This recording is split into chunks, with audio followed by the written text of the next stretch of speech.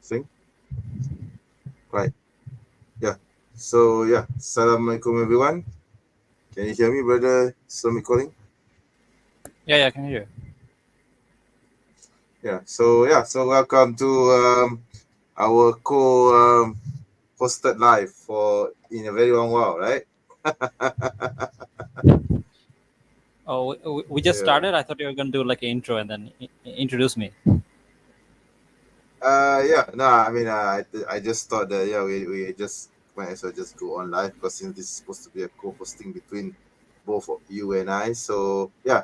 So basically, yeah. So today we are going to react to Daniel's channel, right? So, but before we do that, cue in my intro as usual. So, can I play my intro first, or do you want to play your intro? Actually, you know what? Just play your intro. That's fine. All Oh, right, brother, okay, I'll play my inside is intro here. then. So, yeah. Oh, who's here? Oh, Dread Inside is here. All right, okay. Anyway, yeah. So let's continue with my intro, and then we can continue with the show and show. Sure, sure. So, cue in intro.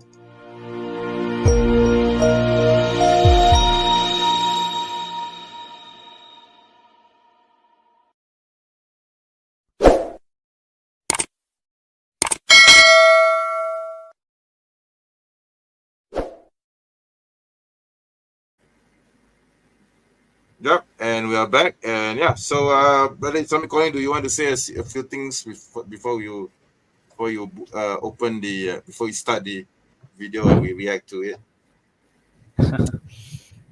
You mean Yeah, before I start slaughtering Hindus, Hindu apologists? yeah, As- Assalamualaikum everyone. yeah, yeah. Uh, Assalamualaikum everyone. I'm on Brother Imian's channel. So if you guys are watching, welcome. So basically, me and Brother Imanji wanted to do this debate review of Brother Daniel's debate with this Hindu apologist. I thought it would be kind of fun. Uh, so yeah, here we are.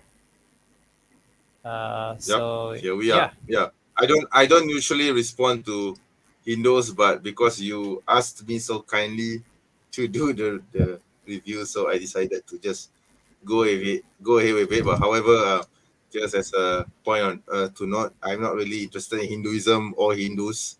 Okay, but because since the issue has come up, so I decided to maybe give whatever thoughts I have on Hindus, perhaps if it's relevant to the discussion, right?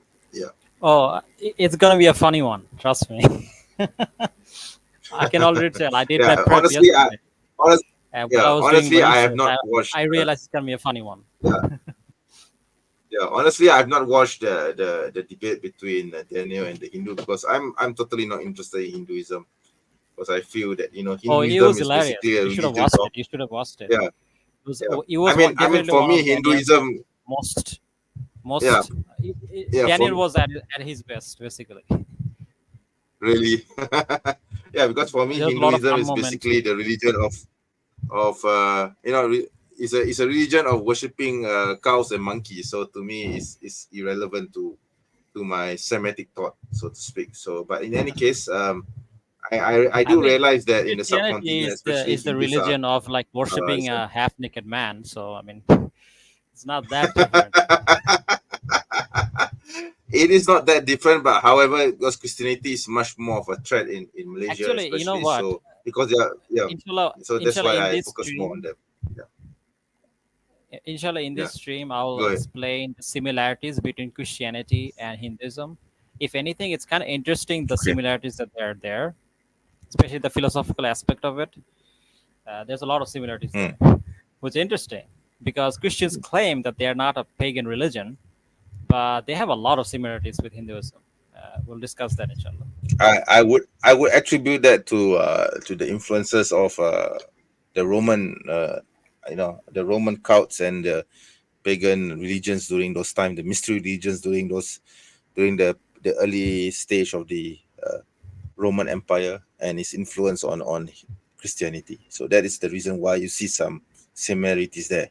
Okay. Yeah, it's not just Yeah. that. I Anyway, yeah, think let's go ahead and there are some Hindu yeah. Hindu inspiration as well. Especially the concept of avatar is something that was well known in Hinduism for like thousands of years, and that's exactly almost the same as the Yeah. concept of Jesus reincarnating as a god, or kind of like a demigod. Yeah, So this that concept, actually came from the pagan religions. Yeah, I mean the Roman yeah, pagan religions have the same concepts. So who's to say that Hinduism didn't borrow from those as well, or perhaps I think Hinduism has this kind of unique in Hinduism, and it's too similar to Christianity. You know, especially the concept of Jesus being born. Like, I don't know if Roman religions or Roman pagan religions exactly had this. I think it's more like they had like different demigods or different gods, but I don't know if they were born as human beings to lead kind of like mankind to like in greater purpose, and that's exactly what it is in Hinduism, and that's exactly how it is in Christianity, and that aspect is actually very similar. Oh, I think you okay. muted. I think I'm muted. Yeah. So yeah. Anyways, in terms of the Roman religions, I think there is some similarity there with the concept of avatar in the sense that the gods plural in Roman religions or mystery religions, they come to Earth and they copulate with humans, and then the human woman will give birth to a demigod, but these demigod are also human, and yet at the same time they have some divine attributes. So that's actually quite similar to Christianity as well. Yeah, but Hinduism is also a very Yeah. old religion. I mean, it might even predate Yeah, some of the true. pagan That's true. Yeah, stuff. I mean, perhaps we don't know this for sure, but I think perhaps the Romans may have copied it from Hinduism. Who knows, right? We don't know for sure. We don't know who borrowed from who. You see, so But the I point mean, is, the when it comes paganism is to stupid. yeah, Whether it's Christianity or like Hinduism or whatnot. Aki, you're muted. Aki, you're muted. You're muted. Can't hear you.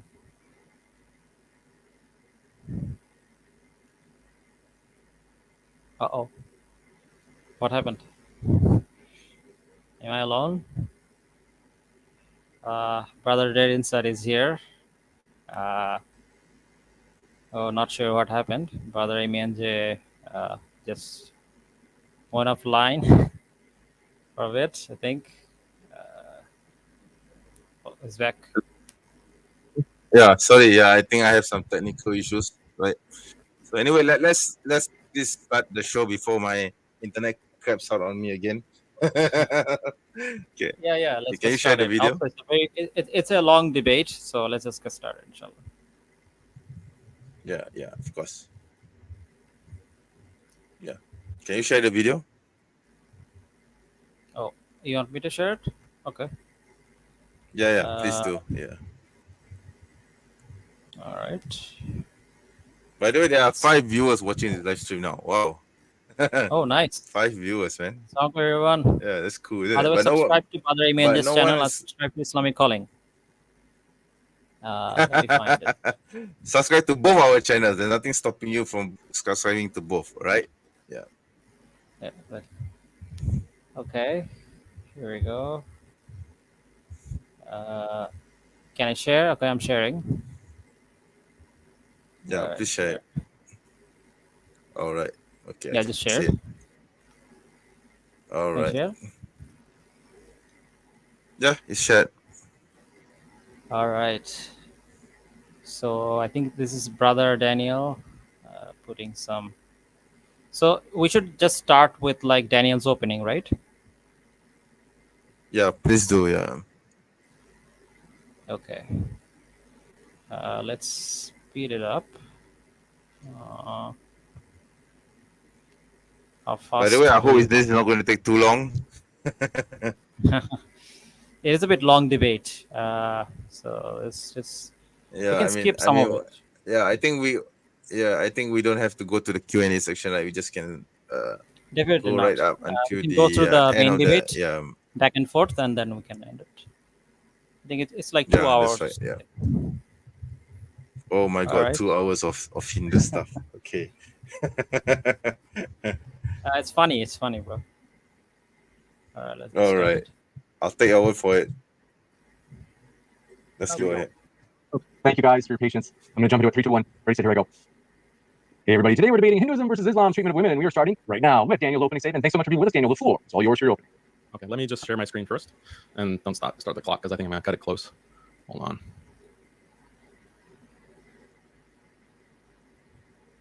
Do you see, James? Yes. Okay, so you can go ahead and start the clock right now. Bismillah, alhamdulillah, wa salatu wa salam ala rasulillah. Let me be clear. This debate is not about demonizing Hindus. Anti-Hindu hate is completely unacceptable. My purpose in this debate is simply to have an academic discussion about Hinduism as a religion. Hindu scriptures contain many shocking teachings against women, and we need to discuss it. But keep in mind that moderate Hindus reject these teachings and condemn their scriptures. Hindu extremists, however, refuse to disavow these shocking beliefs and practices. This matters because these scriptures inspire Hindu extremists to kill and abuse women in the millions. Consider these facts. India is the world's capital for human sacrifice, especially the killing of women and children. In the past decade alone, Hindus have committed over 100 ritualistic human sacrifices. Human ritual sacrifice is called Purushameva, and it is taught in many Hindu scriptures. India is also, sadly, the gang rape capital of the world. Earlier this year, a female Brazilian travel blogger went viral describing how she has traveled to countries all over the world, but it was only in India where she was brutally gang raped by 8 Indian men. Now, you might say that...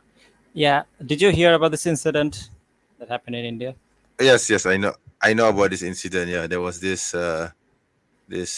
Brazilian, I think. Was it a Brazilian couple Yeah. or I think Spanish couple? I don't Brazilian remember. blogger. Spanish. I think it's Brazilian or Spanish blogger. Spanish. I don't remember. Yeah, I don't remember. But they have traveled around the world. But when they came to India, this unfortunate incident happened. Yeah. So apparently, And by the way, according to, I have a friend. I happen to have a friend who travels to India often, and he told me that this is not something uncommon, and this is something which usually happens to tourists or those who come to India. Yeah. yeah, I mean, like this is very common in India. I mean, if you just Google or on YouTube, sorry, if you just search on YouTube, I was assaulted in India. You will see countless testimonies of like travelers and tourists saying that these things happen to them, Wow. or they were assaulted like Wow. that, in their That's- room or like in That's the horrible. street. Yeah, I mean, like Yeah, that's it's horrible. very Yeah. common phenomenon there. Hmm. And especially also another thing to note now, to be fair to like Indians, is that India is heavily crowded. Like there's a lot of people there. Mhm. So Really? in general, it's just not safe for women to like go around, especially alone in India. Mm-hmm. Yeah. Let's continue, shall we? that rape happens in all countries of the world, but what's unique about India is that Hinduism teaches that their highest gods engage in rape and gang rape. These teachings clearly influence some Hindus, but don't take my word for it. Studies confirm that a large percentage of the Indian population justifies the legitimacy of rape by appealing to the behaviors of their Hindu gods. The UN reports that in India, females are twice as likely as males to die before reaching the age of 5. That is a horrifying statistic. What contributes to it the most is sex-selective abortions and female infanticide. Using ultrasounds, expecting families can determine the sex of their unborn children. But in India, there's a genocide of female children being aborted in the womb. The BBC... Yeah, this is actually a very common phenomenon in India, which is basically the female infanticide. So basically what they do is that if they learn that their wife or like their daughter is going to have a girl, they basically abort the fetus. They get rid of the fetus because they don't want a girl, they want a boy. So this is a very common phenomenon. I find it very interesting that isn't it amazing that the Quran talks about this like 1,400 years ago? There's an ayah about this, right? Yeah, of course. So I guess I think it must be a common thing among pagans that they just don't like girls for some reason. Because the pagan Quraysh did not like girls and they were idolaters. So even Hindus do not like women, do not like girls. So is there something in common with paganry that we don't know about? Yeah, I mean, like this is very common. I actually made a video on it. And on that video, I actually played a portion of a clip. Although I don't know if I can play it here because I didn't actually kind of censor it. But in that video, so basically in India, there was like this very popular TV show where they basically interviewed a woman who basically explained how when her husband's family learned that she was going to have a girl, they basically took her to the hospital, and she didn't know this, by the way. And then they even have doctors, specialized doctors, who basically get rid of female Oh. fetuses. So they took her, Oh. they knocked her out, and then when she wake up, her baby was gone. You know, so Oh my God. That's horrible. yeah, this kind of thing happen. That is If you just want, I can horrible. play the video. Do you wanna? Or maybe, Would that take too long? Because we don't want to drag that. You see. actually, there's so many I think things that it's Daniel fine if was we don't play the video. yeah. But the point is that if you go to my Yeah. Hinduism playlist, I have that. The video Okay. title is "Women in Okay. Hinduism versus Islam." Yeah, Abortion. maybe I can. Yeah, maybe we can put that in the description. All right. Yeah. Yeah, sure. But yeah, let's continue. Yeah. Reports that between the year All right. 2000 and 2010, 8 million female children were murdered in the womb for the crime of being girls. Indian activists also mentioned harrowing incidents of infanticide, where Hindu mothers are encouraged to nourish their infant sons with breast milk but kill their infant daughters by feeding them salt. Unlike Hinduism, Islam explicitly condemns the practice of female infanticide in the Quran. Prior to Islam, the polytheistic Arabs would bury their infant daughters, along with eradicating polytheism in Arabia. Islam also eradicated this evil polytheistic practice. There's a deep connection, unfortunately, between polytheism and killing little girls, which is why the practice thrives, unfortunately, in India.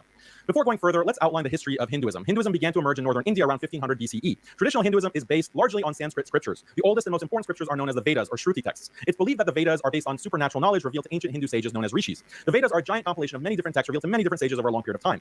According to traditional Hinduism, many Vedic texts have been lost, but Hindus believe that much of the information contained in the Vedas are preserved in a second type of scripture known as the Smriti texts. Smriti is a Sanskrit word meaning what is remembered from the Vedas. There are many thousands of pages of Smriti texts. Some Smriti texts contain stories about the gods and other important Hindu figures. Others lay down Hindu laws and norms. Okay, I think this part is a bit important. Let me just go back. Okay, so basically these are the main text in Hinduism. So they have the most important text in Hinduism is called the Vedas. So the Vedas was basically compiled by a kind of like sage named Yasadev. He's kind of like this Abraham type figure in Hinduism. And this Yasadev, he basically compiled all of the Vedas. So the Vedas are considered to be the eternal truth that the Hindu sages figured out, or something like that. Kind of similar to their version of like God's word, you know. So this is what they believe is Okay. divine law or God's law, in a sense. And so the Vedas are the most important, and then you have the Smritis. The Smritis are kind of like their version of Hadith or Sira or this type of literature. Some of it is history, supposed history, and some of it is basically law, or how the laws were practiced, or how the laws should be practiced, in kind of like fiqh, you know. So they have this kind of like different variation in their theology, where they're basically, you have history, you have stories, and you have kind of like the law. You know how we have Sharia law, they have like their own Hindu law.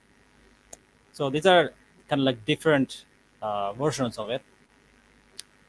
And it's important to note, because a lot of times Hindus will just reject this, and they'll just say, "Oh, these scriptures are not relevant anymore in Hinduism," and that's false. Because if you go to any Hindu scholar, they'll basically say that no, you cannot be a Hindu without believing in Vedas, especially the Vedas. Now, when it comes, for example, Swami Vivekananda, who's like the main Hindu scholar, he basically explained that Hinduism is basically the teachings of the Vedas, and the other books are also acceptable as long as they don't contradict the Vedas. Right? So that's basically Hindu scriptures in a nutshell. Meaning what is remembered from the Vedas. There are many thousands of pages of Smriti texts. Some Smriti texts contain stories about the gods and other important Hindu figures. Others lay down Hindu laws and norms. For centuries, Hindus revered these scriptures, but by the 18th century, the British took over India, and immediately they were disgusted by Hinduism and condemned it as a violent, barbaric religion. The British blasted Hinduism for having non-scientific and immoral beliefs, like belief in astrology, belief that the earth sits atop 4 elephants standing on the back of a turtle, Yeah. belief in demon-like gods who demand human sacrifice, gods who rape their worshippers, and belief that people who were reincarnated as frogs and mosquitoes.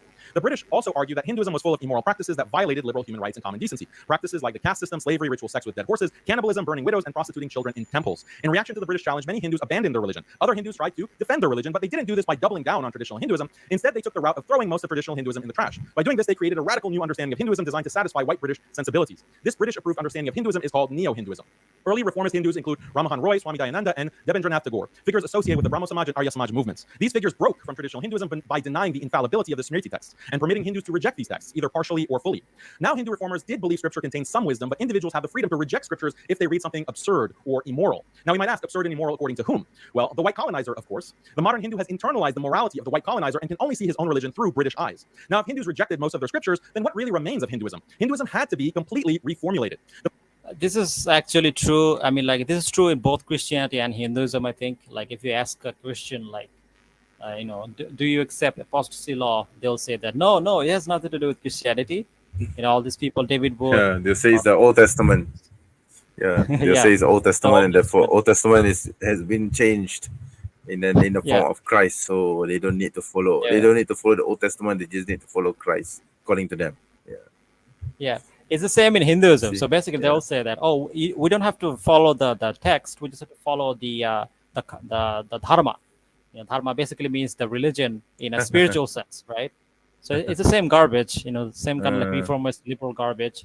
And oftentimes they'll say this, and oftentimes they'll cherry pick which text they accept and which text they don't accept, But there's a way to debunk all of this. But yeah, it's kind of interesting that it's similar to both of these religion. You want to add something? Why am I not surprised? Yeah, why I'm not surprised? Can you highlight that comment, Dread Insights, written? Let's read some comments. Okay, let's read some comments here. Let me see now. Okay, what's this? Worshipping of objects one day this religion will die out. What do you think? This one? This one? No. The last one, the very last one. This one? So they can pick and choose whatever they like. Not necessarily, but basically what they do is that they all say that Vedas are the most important and nothing else is relevant, which is not true, because the references of all the other books are already inside the Vedas. Like, how in the Bible you have the reference from kind of like the other books that are not considered canonical, non-canonical book. How Bible sometimes refers. Yes, apocryphal. Yeah, yeah, exactly. So it's kind of like that. Yeah, and you can debunk this by using those kind of texts, because there are texts inside Vedas that refers to the Puranas, that refers to the stories in the Puranas. So they cannot just deny it. And also, like most Hindu scholars, the Orthodox one believe that the Vedas were actually very large. So the core teachings are inside the Vedas, and the other teachings, kind of like the other laws, were written inside these other books. For example, when it comes to philosophy or like legal law or basically the law, these are separate things. Actually, so yeah, let's continue. The most important Hindu reformer was Swami Vivekananda, who died in 1902. Vivekananda claims that most Hindu scriptures, even the Vedas, are not binding upon Hindus. Vivekananda claims that Hinduism is different from other religions because other religions emphasize the importance of scripture, but in Hinduism, the ultimate source of religious knowledge is not scripture, but rather direct mystic experience, or moksha. What is direct mystic experience? It's been proven scientifically that humans can undergo an altered state of consciousness where they feel themselves become one with the universe. They feel themselves melt away and exist outside of time. This mystic experience has been studied by cognitive science, and it can be induced through the ingestion of drugs like ayahuasca and DMT. It can also be induced through meditative chanting and sensory deprivation. Humans in all the major religions. Can you give me a few minutes? I'm going to be back, inshallah. Yeah, okay. In the meantime, I'll just switch on my camera, right? Yeah, so 5-minute break. 5 minutes break, everyone. We'll wait until Brother Summit Calling returns, okay?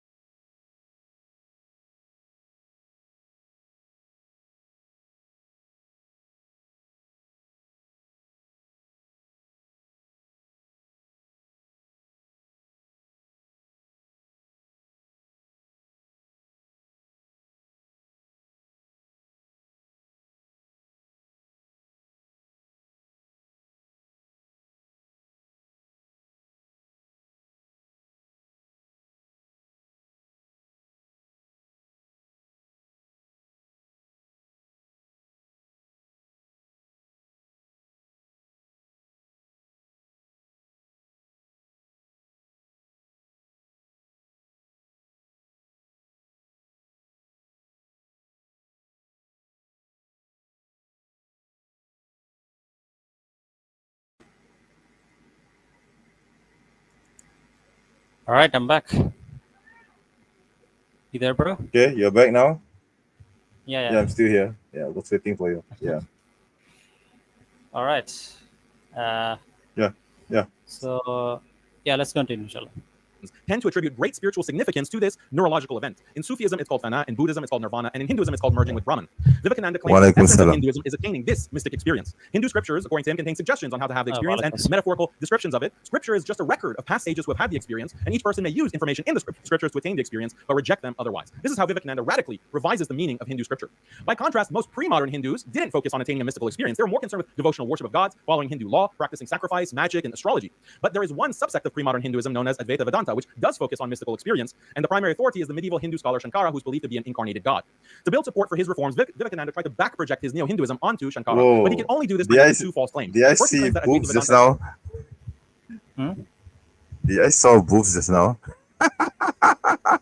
Boobs. Huh? The Indian lady just now. Go back to the sides. What do you mean? Nah, never mind. It's okay. It's just a joke. Okay, let's go. Let's continue. Yeah. Oh, by the way, we have 8 viewers right now watching this live stream. Wow. Oh, Okay. nice. Wow. Nice. Not bad. Not bad. Yeah. Okay. Right. Let's continue. true Hinduism rather than a mere subsect of Hinduism. All right, this is like yeah. the Muslim claim that if the whirling dervish Sufis of Turkey represented all of Islam. Second, Vivekananda hides the fact that traditional Advaita Vedanta considers scriptures, especially the Vedas, to be binding on all Hindus. This is very clearly and explicitly affirmed by Shankara himself. Vivekananda has to hide this fact in order to reform Hinduism and align it with British morality. Vivekananda's reformed version of Hinduism now dominates modern Hindu thought and is the basis of modern Hindu apologetics. Why do Hindus accept Vivekananda's obviously false claims about traditional Hindu religious teachings? One reason is that a distinctive feature of Hindu culture. I think I have to correct Daniel a bit here, because I don't think Vivekananda is like so basically in Hinduism you have like different sects, right? So Vivekananda more like follows this kind of like more aesthetic sect or more like spiritual sect. And so from that he's kind of like arguing that none of these texts are important. But there are problems with this argument. But the thing is that I don't think Vivekananda denies the Vedas or the importance of the Vedas. For example, there's a book, for example, if you read the complete works of Vivekananda, volume 6, he actually mentions his position regarding the Vedas. Let me share it.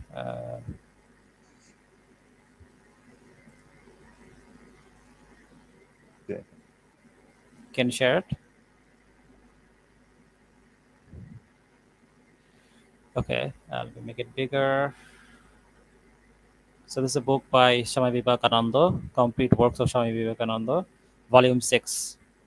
So he says, by the word Shastras, the Vedas without beginning and or end are meant. In matters of religious duty, the Vedas are the only capable authority. So Daniel is a bit wrong here to say that Vivekananda's position was that completely rejection of the Vedas. He's not saying that. It's more that he thinks that Vedas are the only authority. And then he said the Puranas and other religious scriptures are all denoted by the word Smriti, and their authority goes as far as they follow the Vedas and do not contradict them. So basically, he puts the Vedas in the forefront. However, what's funny is that his morality somehow always aligns with the British morality or the liberal morality, you know? So he somehow finds a way to like, so basically his argument is that, while the, actually, you know what, let's keep reading. Truth is of two kinds. That which is congestible by the 5 ordered senses of man and by reasoning based thereon. To that which is cognizant by subtle subconscious of the power of yoga. Knowledge is acquired by the first means is called science, and knowledge acquired by the second means is called Vedas. So basically, he thinks that Vedas are basically something, some kind of innate knowledge that you can get by meditation or things like that. Oh, okay. Sounds like So the Batiniah, but it sounds like what the Sufis do. Yeah, so Sounds very basically similar to he is. Batiniah. So basically, he is kind of denying the Vedas in a sense, but he's not denying the scriptures altogether. So basically, the way he argues is that the laws of the Vedas, and this part I think. social laws and customs, likewise being based on karma kanda, have been changing and will continue to change hereafter. Minor social usage also will be recognized and accepted when they are compatible with the spirit and the true scriptures and conduct, example of the holy sages. But blind allegiance only to usage such as repugnant shastras and holy has been the main cause of downfall of Aryanism. So basically, the way he describes Vedas is the Vedas are divided into two portions: the knowledge portion and the ritual portion. And he basically says that the when it comes to the social laws, these are basically things that changes, and because of that, anything that Hindus practice in the past are no longer relevant now. That's how he argues. But he is wrong because uh, the truth is the truth. If the Vedas are the truth, then that law has to be the same. Because, for example, I mean, the Yeah, caste it's gonna system be is something unchanging. that they maintain for all of history. This is not something they gotten Yes. rid of. So then, why would they all of a sudden that not be relevant now? You know, so it doesn't follow. Yeah. And most of the Hindu scholars would disagree with him. Like no Hindu scholars took this position that the Vedic laws change all the time. Mhm. So that's his position. But let's get back to the debate. You want to add Okay. something? Nah, nothing much for me. Just let's continue. I mean, it's kind of similar to how Christian liberals argue that they say that Yeah, it's the but Old Testament. they don't do How it in such an explicit way. They kind of like waffle it a bit, but not all of them have that position. So it's not across the board. You see. Yeah, but they do kind of like deny like for example this guy inspiring philosophy. We kind of like uh, had a back and forth with him. So he will Yeah. basically say things like this. He will just cherry pick his religion. He'll cherry pick even like heretical positions sometimes, and then pass it off as like Yeah. Christianity. So it's Yep. kind of like the That's right. similar thing happening here. Yeah. But let's continue. Okay. Culture is that they have no concept of history based on empirical facts. For thousands of years, Hindus never wrote histories, only supernatural mythology. They differed from other civilizations which did write histories, like Greco-Romans, Christians, Chinese, and Muslims. For this reason, many Hindus feel no shame in making the most absurd ahistorical statements. For example, the Sanskrit term Vimana means a palace that flies through the sky. In the late 19th century, the Hindu reformer Dayananda notes that the Vedas mention Vimana. This is proof that ancient Hindus had developed airplanes thousands of years before the Wright brothers. Recently, India's current Prime Minister Narendra Modi has argued that ancient Hindus had developed plastic surgery thousands of years That's before funny. modern medicine. The proof? Hindu scripture features a god known as Ganesha who has an elephant head but a human body. That So is obviously, funny. ancient Hindus must have had the medical technology to surgically transplant an elephant head onto a human body. Followers of Modi also claim that in ancient times, Hindus invented the internet, stem cell technology, and even spacecraft. Now let's do an objective comparison between Islam and Hinduism on the treatment of women. Obviously, there are teachings in both religions that modern liberals find problematic. This is because both Islam and Hinduism are patriarchal, so in both religions you find things like minor marriage, polygamy, patriarchal authority over. Can you give me a minute? I'll be back in short. Sorry. Okay. So I guess yeah, 1 minute break again.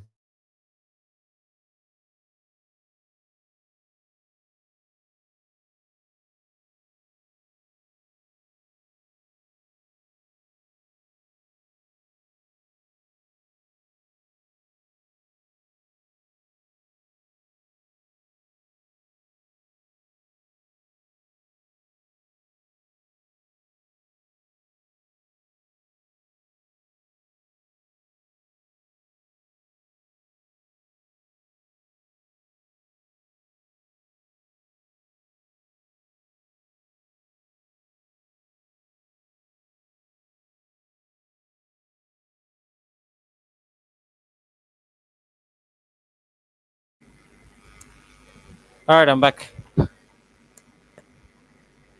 Yep. So am By I. the way, I think you should play the video. Since you're the host, you should play it. I can tell you when to stop if you want. I can hear you. The sound. Nah, I think it's better you do it because I wouldn't know when to stop. You see, so I can tell you when to stop. then the flow won't be that great. So it's better if you do it. All right. for the wife, concubinage, modesty rules, rules of divorce, etc. Since these practices are found in both religions, it would be stupid for a Muslim to blast Hinduism for these teachings, and likewise, it would be stupid for a Hindu to blast Islam for these teachings. But I'm going to make a bold prediction. My prediction is that my opponent today will only attack Islam for teachings that are also found in Hinduism. If my prediction is correct, then Hinduism will objectively lose this debate. By contrast, I will criticize Hinduism for its shocking teachings that have absolutely no counterpart in Islam. This is because I will argue against Hinduism using Islamic values, but my opponent can only argue against Islam using the British colonizers' values. So let's start with what Hindu scripture says about women. First of all, women are barred from reading the Vedas. Only men of specific castes have the privilege of reading the Vedic scriptures. The Devi Bhagavatam says, falsehood, vain boldness, craftiness, stupidity, impatience, overgreediness, impurity, and harshness are the natural qualities of women. Women are so impure that the Vishuddha Manusmriti says men shouldn't even sit alone with their own mothers, sisters, or daughters. Hindu wives are so degraded that texts like the Skanda Yeah, the Hindu sages are wild. They wouldn't even sit with their own daughters.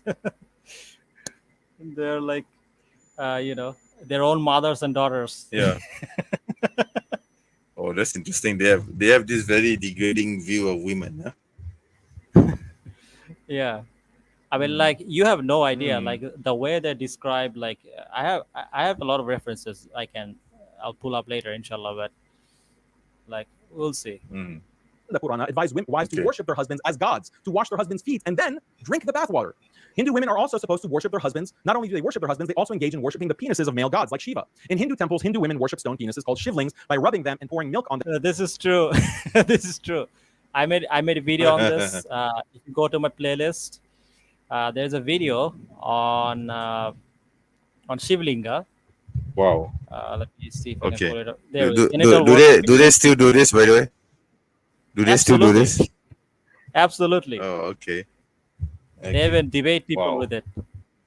You know, Wow. yeah, Okay. the typical Wow. response Wow. is that, it's not the penis of Shiva, But the thing is that there's so many references that clearly says that this is the penis of Shiva that it's just ridiculous.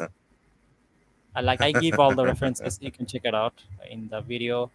Okay. The genital Right. worship in Hinduism. It's in my Hinduism playlist. Oh my So god. yeah, Okay. Yeah. that's good. them in order to symbolize ejaculation.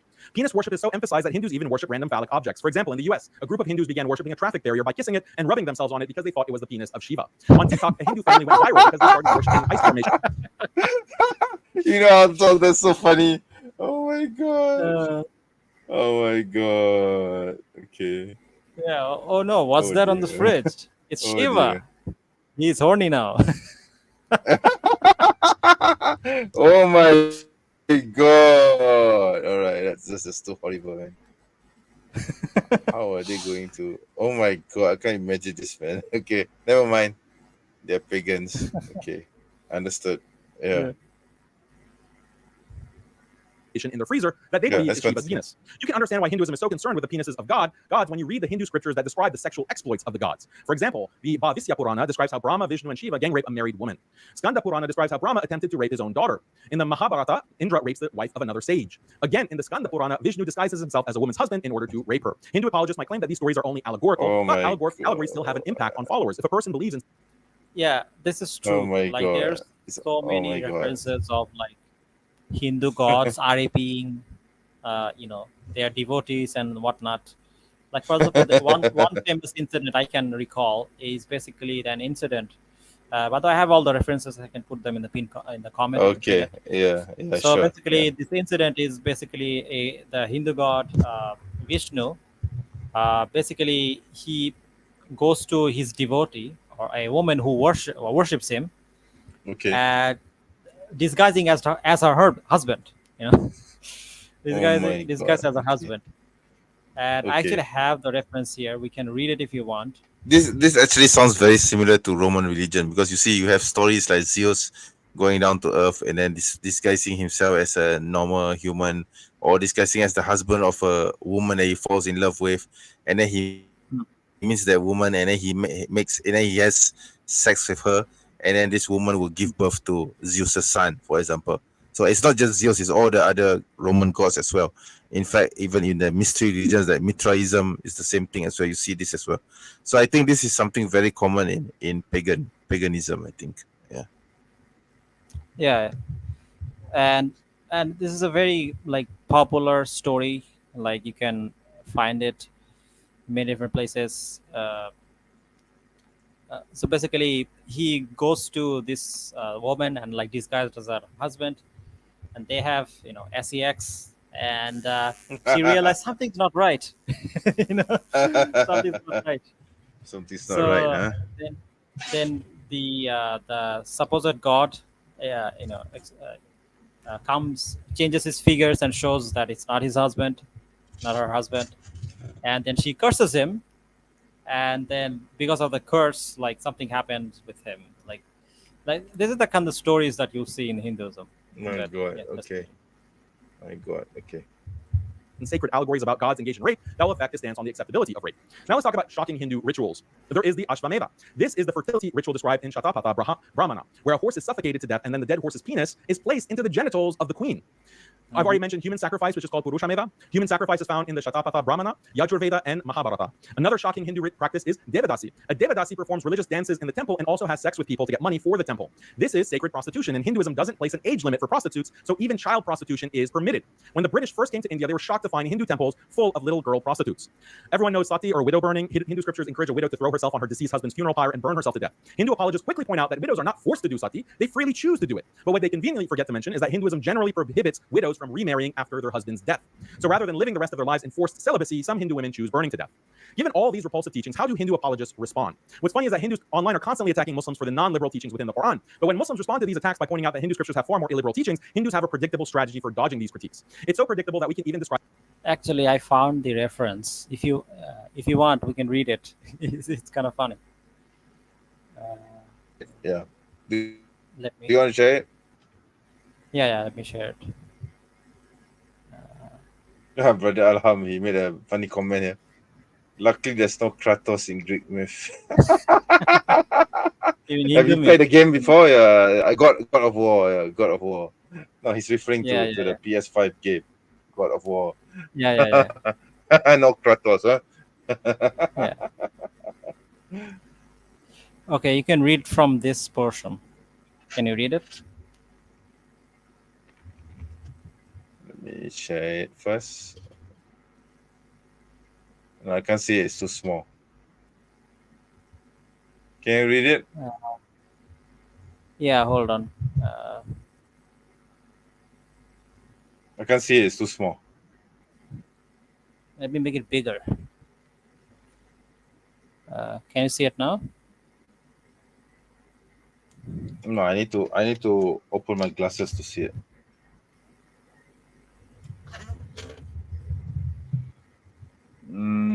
Where? Which part do you want me to read?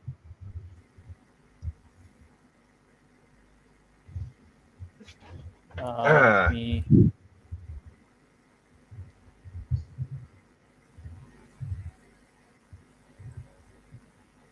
Okay, so you can basically read from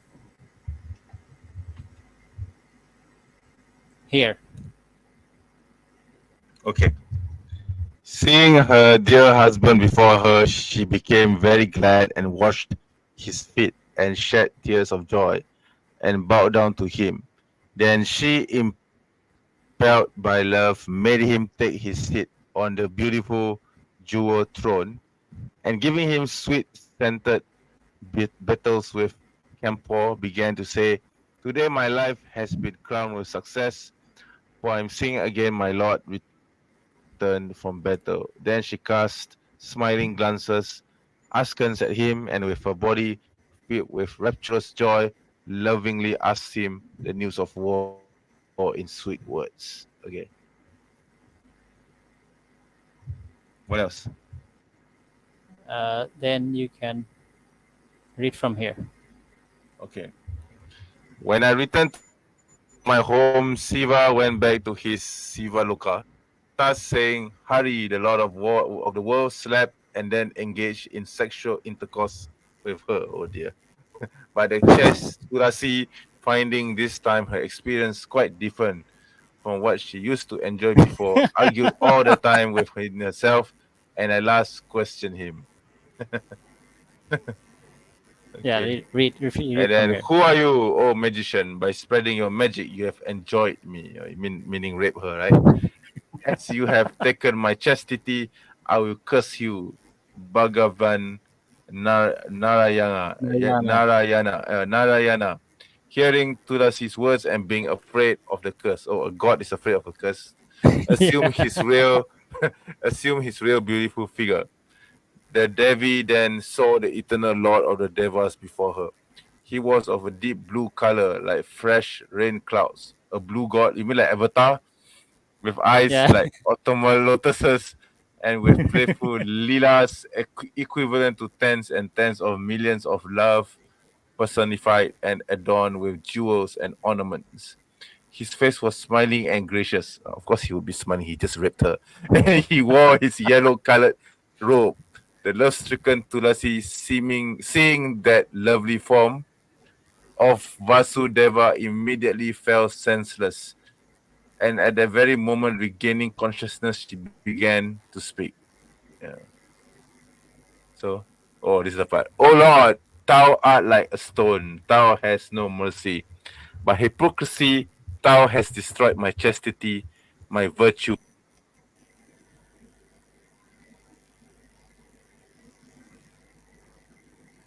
Are you there? You're muted. Aki, you're muted. I can't hear you. Can't hear you, bro. Can't hear you. I think you're muted, bro.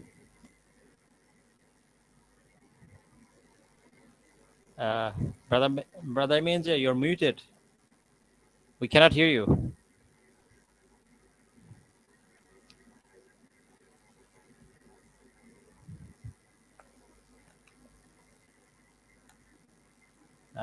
I think we're having some technical difficulty, so we'll wait for Brother Imianji to come back. So this is the one of the first stories I think that got me interested in Hinduism. I mean, it was just so wild and ridiculous. It's it's a doozy. It's an interesting interesting story, and there are so many stories like this. I mean, like this happened with like Shiva. I mean, at one point, Shiva tries to do the same with like one of the other male gods. Shiva tries to RAPED Vishnu. That's another wild story. We can read that as well. But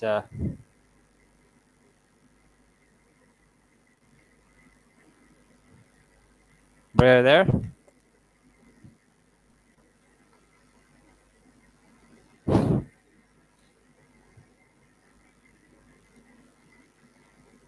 Can't hear you, bro. I can see you. I can see you, but I can't hear you. I think the Pajits attacked the stream and attacked his mic. They've been attacked by BJP IT cell. the BJP IT cell attacked us. Attacked Brother Amian's mic. So he needs to fix it. So let's wait till he comes back, inshallah. Let's read some comment. Brother Alham says, "Sheesh, these kind of stories." I know, right? And Hinduism is basically full of stories like this. There's just so many of them. It's just kind of ridiculous. Now, one of the defenses you could make of this is they might say that, oh, this is just metaphorical and this and that. But I think that the thing is that even if I was to accept like this is some kind of a metaphor, I mean it clearly isn't. But let's say it is, right? Like what kind of like moral lesson are we learning from a supposed god, RAP, RAPING, like his own devotee? Like I don't get it. Like what lesson are we supposed to learn from this? You know. Let me see what's going on with Brother Imanje. I think he's having some technical issues. Let me...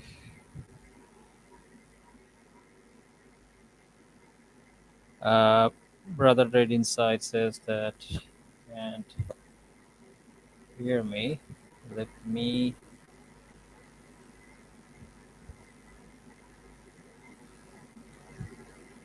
Oh, okay, okay. I think Brother Answer Questions says that he apparently Brother Image is in the bathroom. Uh, okay. I guess hold on. Let me send you some text to see what's up. Brother, oh, there he is in the chat.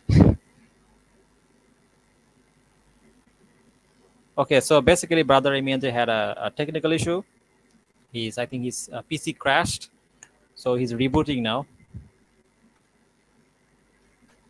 Meantime, send your any questions you have regarding Hinduism. You can ask me. I'll answer to my best of my degree.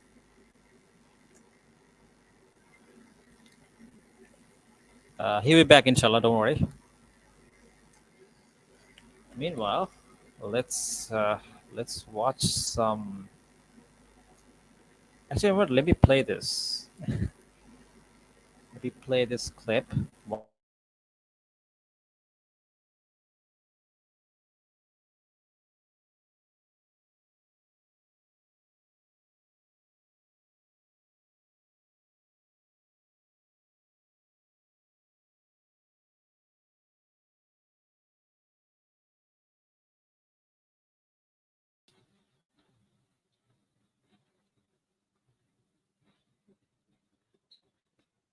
Hello? Anyone there?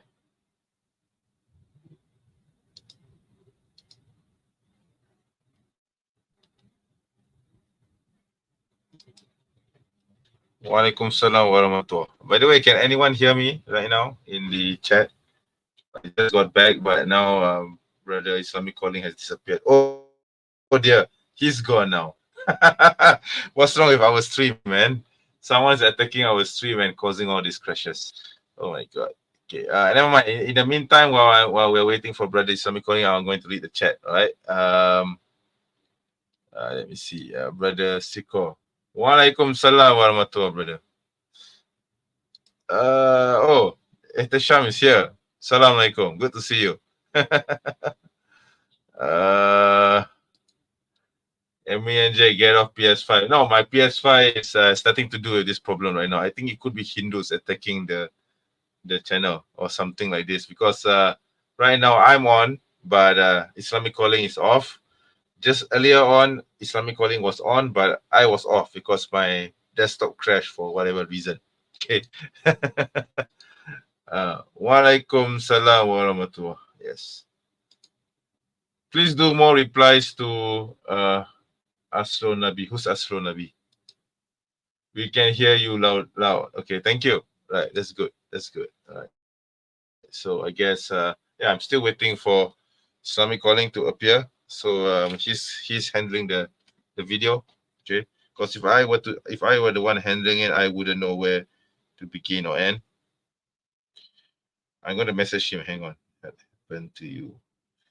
So I just messaged him. Let's see. I think he has some technical issues now. But right now the stream has been running for about 56 minutes and we have 6 viewers watching this live stream. Wow. That's good. Okay.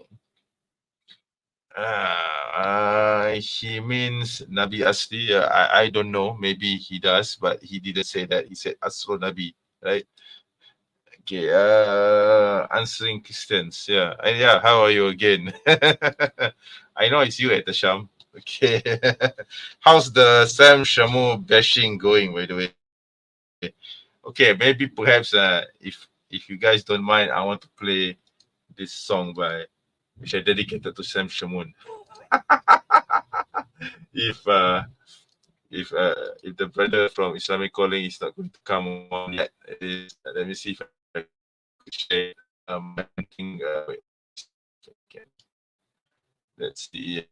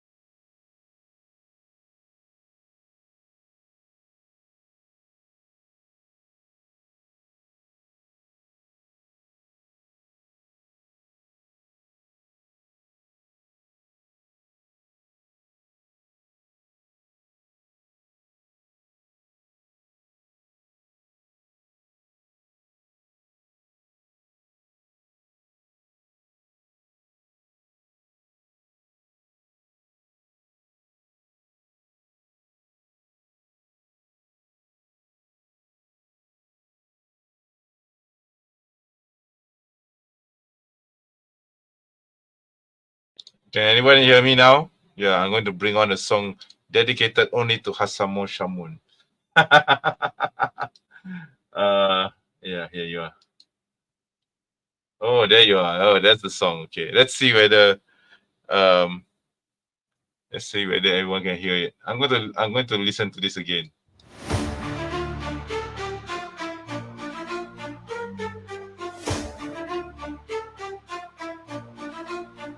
Yo, listen up, got a story about a scumbag named Hasamo, preaching on the mic, but he ain't a role model. Christian apologist hiding behind lies, behind closed doors, he's the devil in disguise. Court docs out, man, they don't lie. Abusing and lie, can't hide in the sky. Harassment, stalking, physical abuse, protective order served, now we lighting the fuse. Yo, Hasamo, thought you were a preacher, man, but you crossed the line, now you in the can. No respect for a punk who can't keep his hands off his own kid, now we taking a stand. Sam's around, not in your real name. Ashamed of us alone, trying to play the game. Preaching on the stage, but everybody knows you ain't nothing but a coward in the night it shows. Sam's around, time to face the heat. The secret's out now, no place to retreat. Hiding in the light, but we see your sins in this battle. For justice, truth wins.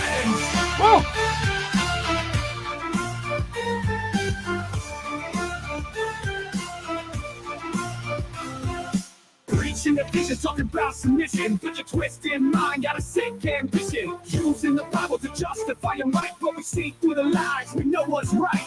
Acting so righteous, but it's all a facade. Mocking and hating, it's a full-time job. Using religion to spread your hate. Twisting the truth, sealing your faith. Yo, Okay. how you sleep at night? Knowing what you did ain't never right. You're a hypocrite, using God's name for your dirty deeds. It's a crying shame. Sam's around, not in your real name. Ashamed of us alone, trying to play the game. Preaching on the stage, but everybody knows you ain't nothing Yeah, but but a coward in the night it it shows. Sam's around, time to face This the the heat. hit. The secret's out now, no No place place to to retreat. Hiding in the light, but we see your sins. in this battle. For justice, truth Wins. Okay, that's enough dancing from me. Okay, I'm going to bring back brother. There you go. You're right. Yeah, you're back. Thank God. Okay, that's a song dedicated to Hasamo Shamun. So yeah, just an interlude while waiting for you. All right. Okay. So okay, let's go back. Yeah, I don't So know. let's go back I to don't our know. original program. What happened to your internet line, man? I got attacked by BJP IT cell, bro. I was hit by them too because both our internet connections got fucked up, right, sadly. So yeah, it could be because of them. I don't know. Yeah.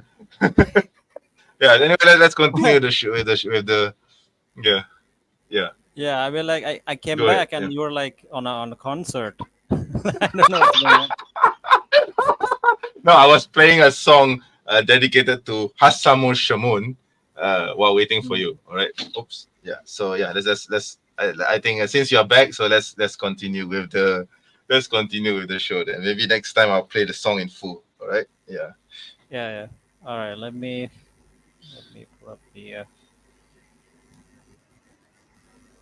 pull up the debate.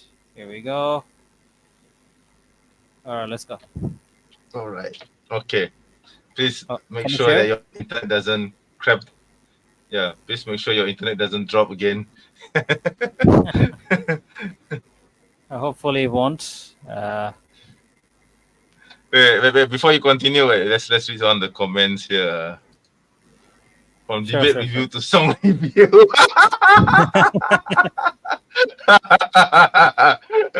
And then Brother Etesham says, next song. Oh, okay. Next song will be on Nabil Qureshi. Yeah, I'm actually thinking of doing that, actually. Yeah. I mean, in fact, I'm going to create a song on David Wood as well. So, yeah. Okay. Anyway, let's continue with this. Yeah.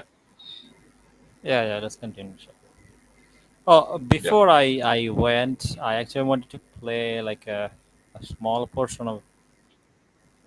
I think you this better not video. because it might crash the internet again for some reason or another. Yeah. Yeah. All right, let's continue. Yeah. Cite the fact that according to Hindu scripture, widow burning is encouraged.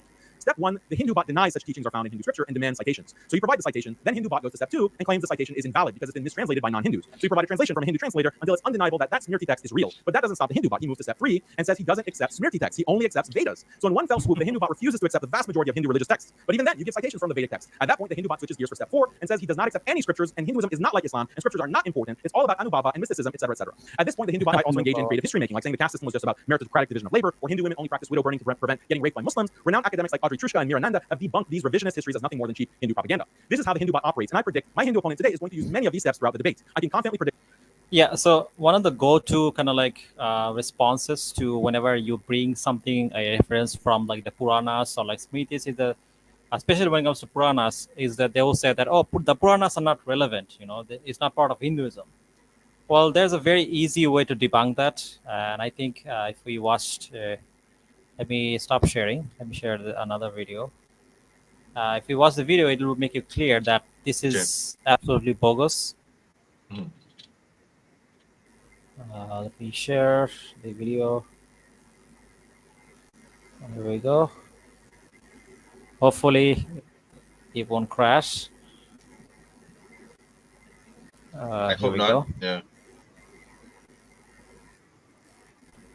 Okay, here it is. Let me share the share it with you guys.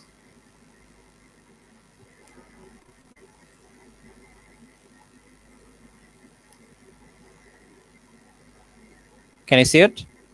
Can you share? All right, let's continue. Say in this lecture. Vedas means, remember one thing, all the 4 Vedas, Puranas, Bhagavad Gita, Ramayana, Mahabharata, it includes, people sometimes think that Puranas are not included in Vedas. But try to understand one thing, that after Vyasadeva is the person who divided the Vedas into 4. After dividing the Vedas into 4, he still had 1 billion verses left. So then he put those billion verses into Puranas. Now what is the difference between Puranas and Vedas? Vedas are like law books and Puranas are like law journal. Have you understood what is the difference between law book and law journal? Law book states that this is the law, and law journal states the case histories. So that's the difference between the Puranas and like the Vedas. So basically, the thing is that whenever I make a video, every time a Hindu comes back and says that, oh, the Puranas are not relevant, this and that, well, I already debunked this. And this scholar, I think his name is Dr. Hindu. Let me check his name. Some Hindus priest, right? From the looks of it.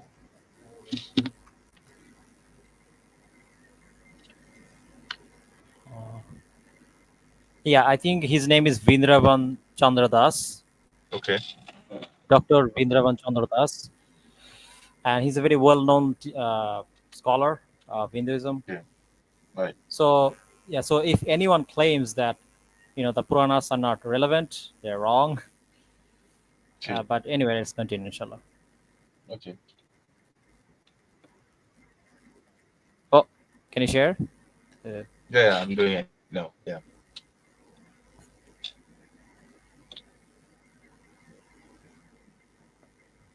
Can you see Okay, it? back. Yeah. Okay.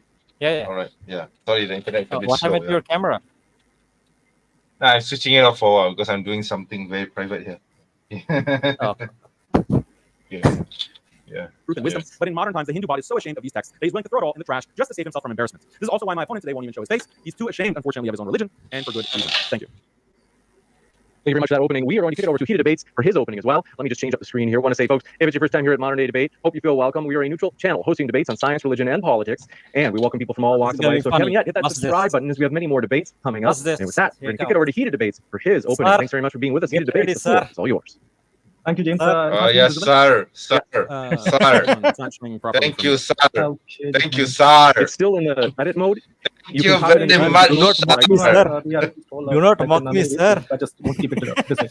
Right. So thank you for giving me the chance, James. And our debate started when Daniel challenged me that that unfortunate rape of that Spanish girl happened because it is ingrained in your religion that pushes you to rape other women, right? So that was the point, and that was the point at which Your religion is bad, So sir. I'm here with some data, right? Data from United Nations Office of Drugs and Very, Support. very I would like bad, you to sir. over here. Here's a map showing the percentage, the per capita rate in all over the world. And as you can see, India is shown in a lighter shade than a neighboring Pakistan and Bangladesh. This is because, despite everything, the culture, the economics being the same, these countries are committing a lot of rape. This is not what I'm saying. This is UNDC saying. So, By the way, just look at his map. Like most of the red zones are in Europe. Like, Yeah. like what's his argument that Yeah. because like India has like less REPD cases, therefore Hinduism treats women better? Like India is not I a don't know. theocracy. But Like, India is not. India is a secular country. Like, what is it trying to prove? yeah, and also there are some African nations which have the same shade of color as India. Does that mean that Yeah. African country is better than India or same as India? I don't know what he's trying to prove, man. Yeah, and it's Yeah. not even true. Like he's Yeah. gonna like the whole. By the way, do you notice that Yemen is also the same color as India right now? Yeah, a lot of Muslim countries are, but he focuses on Pakistan. Okay. This is the funniest part. Like he throughout the whole debate, he whines so much about Pakistan. If any Pakistani brothers are watching, just pause this. It's gonna be hilarious. Look at it. Even Egypt is in the same color as India. So what's his point, man? Yeah, exactly. Yeah. Don't mock me, sir. This is a very Don't beautiful mock map, me, sir. sir. It's a very important matter, sir. Sorry, my Indian why is that? accent is Let me not show that you. great. First of all, in India, even if you have sex with somebody on a false pretense of marriage, it is considered as rape. That amounts to a lot of false cases. Yeah, then you But should that's secular law, you definitely idiot. charge That Vishnu. is secular law. Vishnu in Yeah, jail. yeah. Justice for Yeah. Tulsi. Yeah, whatever it is that you asked me to read just now, that was rape too, right? Justice for Tulsi. Oh my Put god. Vishnu in jail. Oh my god. Yeah, this is definitely secular law, by the way. There's nothing to do with Hinduism. Yeah. Mm. Still, India has been characterized as one of the countries with the lowest per capita rates. That is not. By the way, one thing I noticed is that throughout the debate, he just constantly lies. Like all of this data is just straight up false. Like for example, he brings up this point about India. I'm curious has to the know where he lowest- got his data from. Yeah. I have Where no did he get his idea. data from, by the way? Oh, okay. Like I think But is he's there just a cherry reference picking there? some numbers from UN, I think, but it's just Mm. straight up false because Okay. India's own government's data contradicts this. For example, let me share. Okay. Should I share it now or maybe later? Actually, Yeah. let me share. Yeah, let's do it now. Yeah. Go ahead. So here we go. Let me give you guys the reference so you guys know what I'm talking about. Yeah.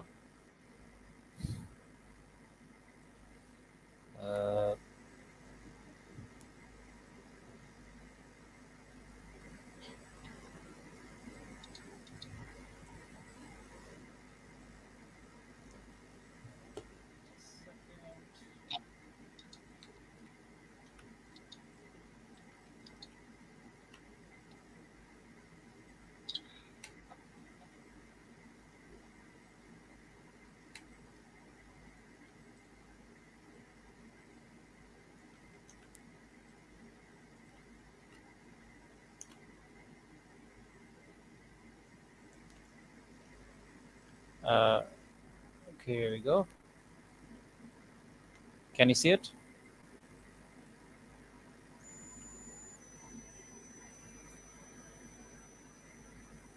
Yeah, I can see it. Okay.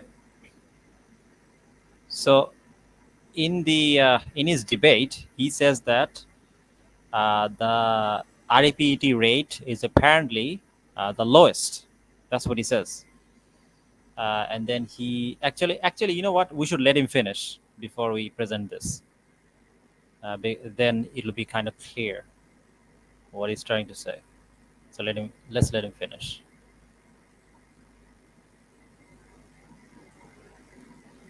Sure. Okay, can you see it now? Should be there, yeah. Yeah. That I'm saying. that is being said by the UN report. As you can see, all the references, and I'd be posting all the references in the descriptions of the video that I'd be uploading on my channel. So if you can check it out there. Lowest per capita rate. Because, and here are the links that I'll be posting in the description for you to check out. So lowest per capita rate that I'm saying, Okay, here I we thought that Haqiqatjou would be bringing Look at this a number. He says that the yearly rate of REPET in India is 31,000. This is false. The yearly rate of India, let me share the actual data. He says Here we go. 2011. Does that mean that he has increased since then? No, that number is false. Like, let me share. Oh, totally false. Okay. Yeah. Can you share? Here we go. Yep. 3 daily RAPE cases in India, Delhi, Uttar Pradesh, most unsafe for women. NCRB data. Okay. The National Crime Records Bureau (NCRB) data released on 3 December identified Delhi as the most unsafe metropolitan city for women in India, while Uttar Pradesh emerged as the most perilous state for women in the country. The new report recorded the highest number of FIR linked to crimes against women, which is 14,000, among 19 other metropolitan cities under the categories of assault on women, intent, modesty, kidnapping, abduction women from Mumbai. The national average crime rate against women increased from 64% in 2021 to 66% in 2022. The total number of cases in metropolitan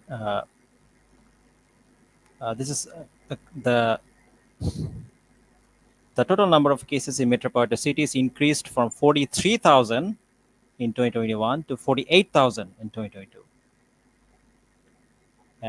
Average of 3 rape cases per day were reported, reflecting a 4% increase in crime against women in India compared to previous years.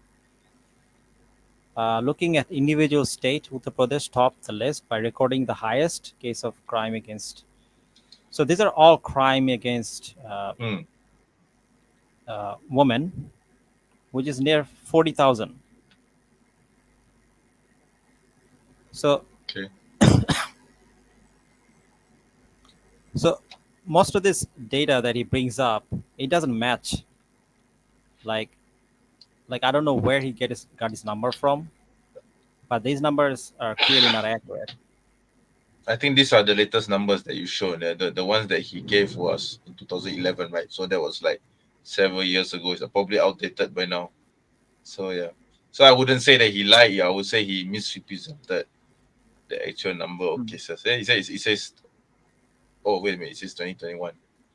Maybe it has increased because I saw that the numbers were like 10,000 in difference. So he gave outdated numbers, okay, and the ones that you read were the latest data. Yeah. Yeah. All right, let's continue. Stat from his Okay, website, let's World go. Population Review. So to debunk that, I have decided to calculate it in front of you. So let us calculate for the year 2021. We had total 31,677 cases of reported cases of rape in India, which divided by the population of India and multiplied by 100,000 is 2.24%. 2.24 per 100,000. That is lowest in the world. And then again, let us see about our neighboring country, Pakistan, what they are doing with the similar culture and similar economics. Let's see. In 2021, 5,200 rapes were reported in the country. Well, according to the this Human has Rights nothing Commission to of do with Pakistan. Islam or like the topic. And Yeah. The conviction rate is 3%, near 3%. And the important thing that we need to focus about is here, only 10% of the rape cases are reported. And it's horrible. An estimated 1,000 minor Christian and Hindus, which includes the unreported cases, include rape of 1,000 minor Christian and Hindu girls every year, where they are forced to convert. And if their family tries to go against the rapists, they are. yeah, this also happens in India. Let me share the.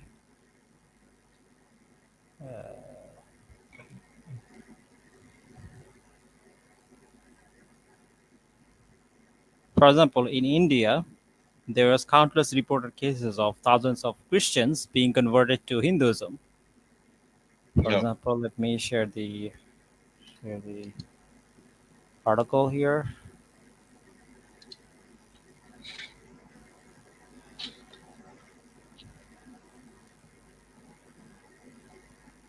Here we go. On January, can you see it? Okay, hang Can on. you share? Yeah, I can see it now. Yeah. Okay.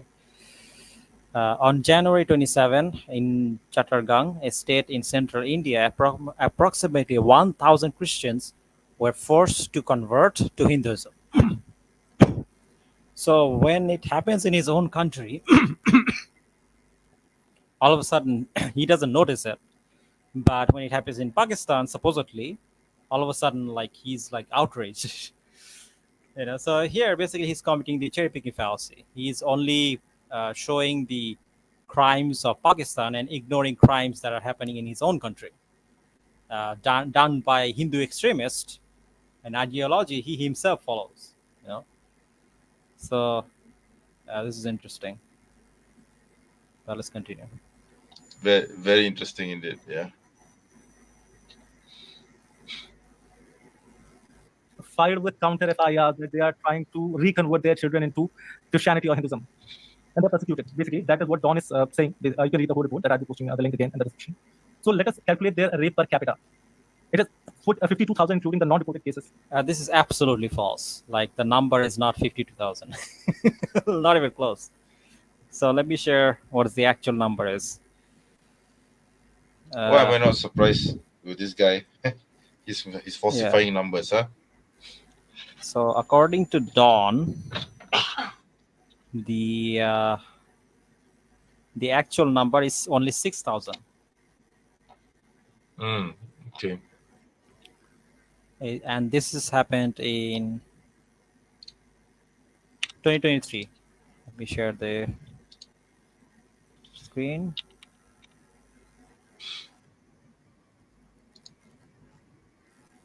Okay. Can you share?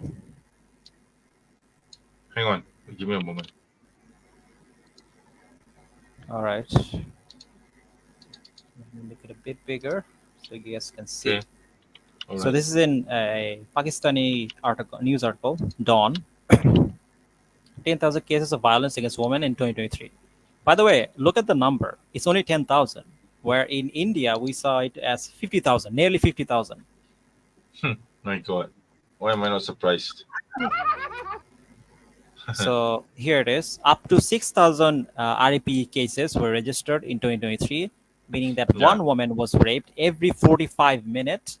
Faisalabad topped the list with 780. So it's only 6,000. And he shows what? He shows it's 50,000.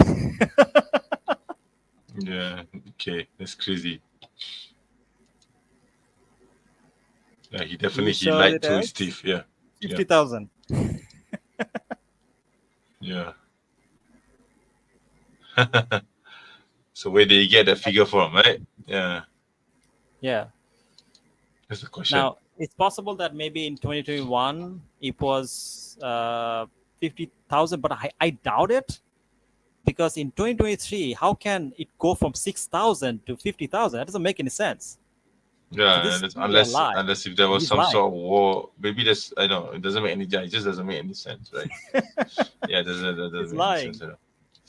Yeah, I think lying he's to his falsifying teeth. number. Yeah, he didn't even give any references. Do you notice that? Yeah. There's no references at all.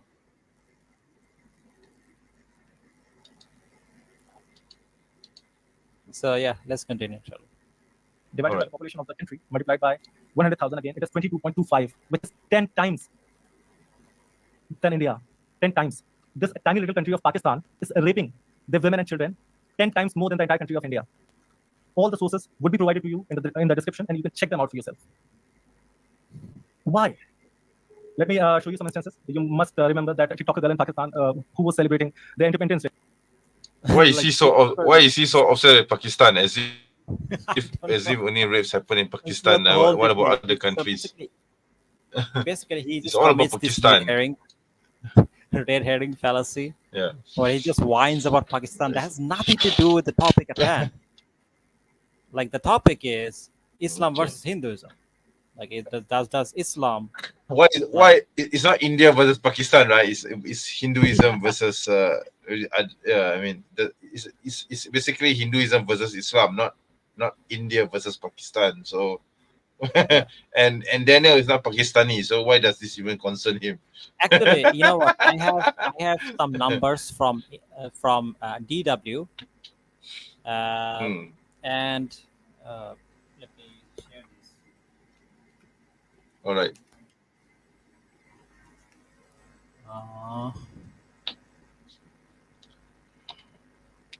Okay, so let me share the screen.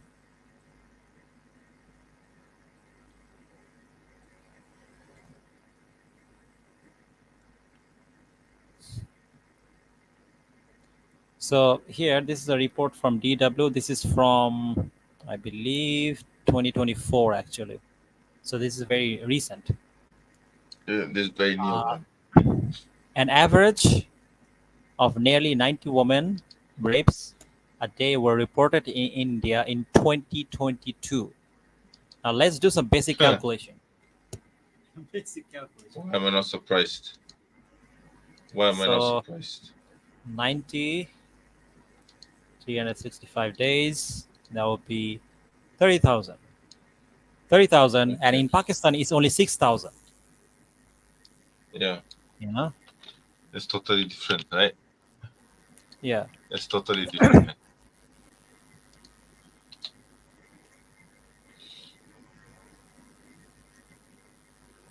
So the actual number for Pakistan, or actual rate of RAPE, would be 2.5, and the actual rate of RAPE of India Yeah.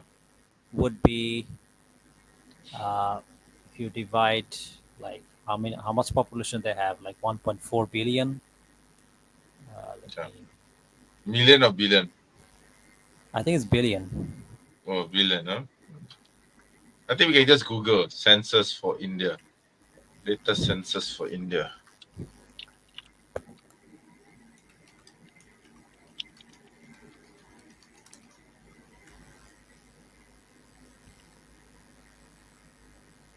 (2011). That's the latest census numbers. And they have like how many again? They don't mention. They didn't mention it. So it's like 30,000. 30,000.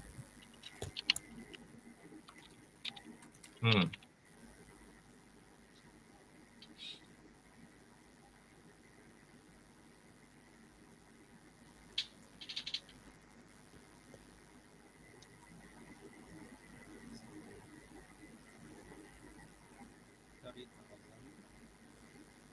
Divided by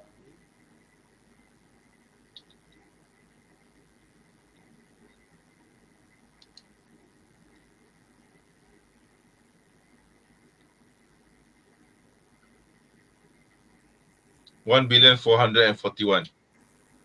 yeah, Hmm. it will be 2.12. Hmm. Okay.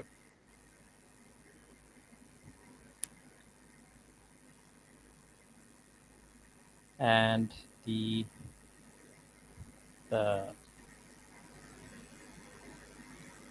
Pakistani one would be 2.5. Hmm. So actually, the Indian rate is actually higher. The Indian rate is 2.9, and Oh dear. the Pakistani rate would be 2.5. Oh dear. Oh dear indeed. Yeah.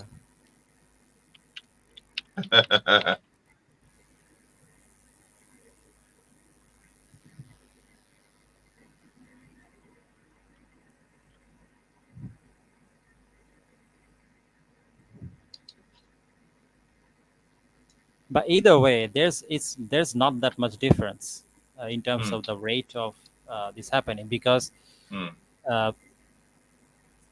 but either way, all of this is just like irrelevant to the actual discussion. Well, let's continue, shall we? Sure. And she Can you share? Oh, was molested Yeah, by the it's done. public people in the public. And if you read the whole report, it is so graphic. I'm not going to describe it on the screen, but yes, her undergarments were torn and her ass and vagina was fingered. what does in this the public. has to And the do public was with the doing that. debate? Like, okay, people get REPT in Pakistan or like assaulted in Pakistan. It also happens in India. Like, what's what's the point?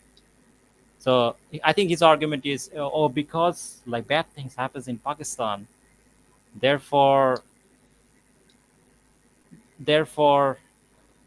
like Pakistan is unsafe for women. Like, is that his argument? But what does that have to do with Islam? Exactly. Like if I said Yeah. that, my neighbor is a bank robber, like, would that make the political ideology of the country invalid? Or like, I don't know, like like this is nothing to do with the topic at hand. Exactly. I don't know why he's talking about Pakistan. Nothing to do with Islam at all. There is no- Who cares? Let's go there. To Makkah. It's not just in Pakistan. It's in the most holy place. I'm quoting an interview of a Muslim girl in Mecca. Actually, speaking of which, there's let's read some cases that happen in India, because there's this one case of a RPD, and it was a very infamous case. It was basically known as the Nirvaya case. Okay. Can you share the screen? Sure. Bring it up. So this is known as the Nirbhaya case. By the way, warning, this is very graphic. So let's read. So in 2012, a woman called Nirvaya kind of sparked a very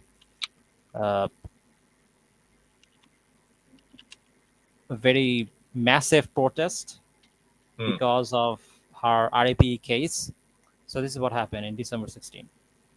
The woman of her friend Pandey were returning home after watching the movie Life of Pi.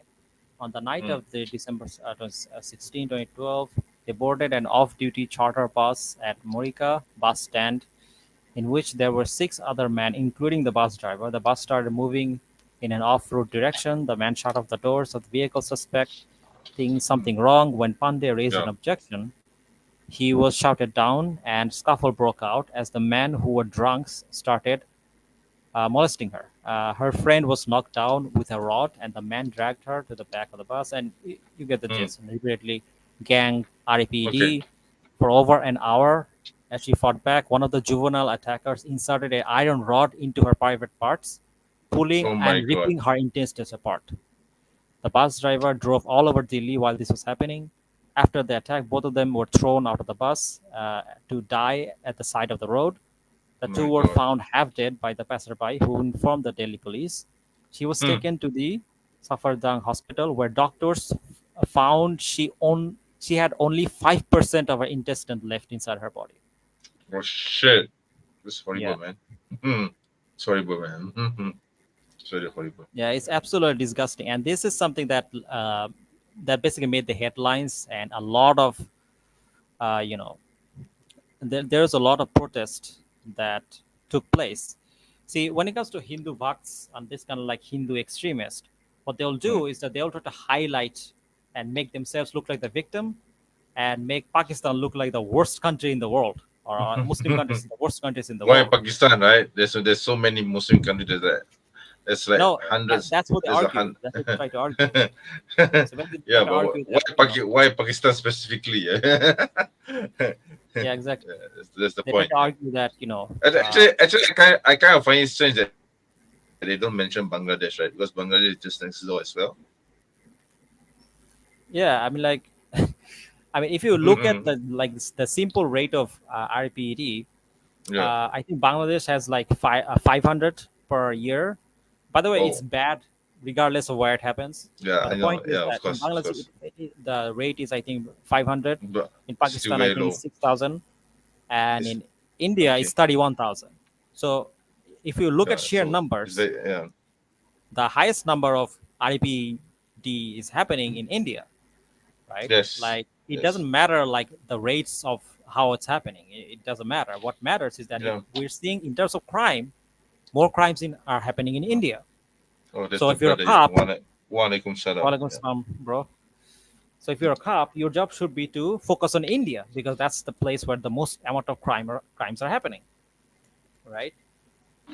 I agree. Because the Yeah, race of course. doesn't really give you anything in this instance. It doesn't matter whether the rate is higher or lower. The Exactly. crime is what matters. True. So, but regardless, let's continue. And then Yeah. he's going to talk about Mecca, like some The third- salt case in Mecca.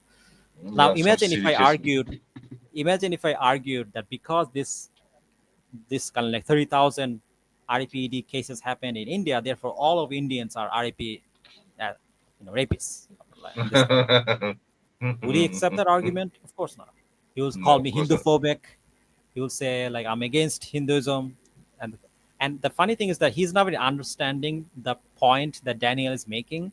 See, Daniel's point is that yes, bad things happen in every country, but the reason it's special in India is because it's promoted in Hinduism. This culture of because there's specific texts in Hinduism which promotes this kind of activity. That's the whole point. it promotes this right? kind of kind of like this Yeah. kind of sexual behavior, sexual Yeah. obscenity. Hmm. That's kind of thing. I mean, they have like goddesses that are like completely naked.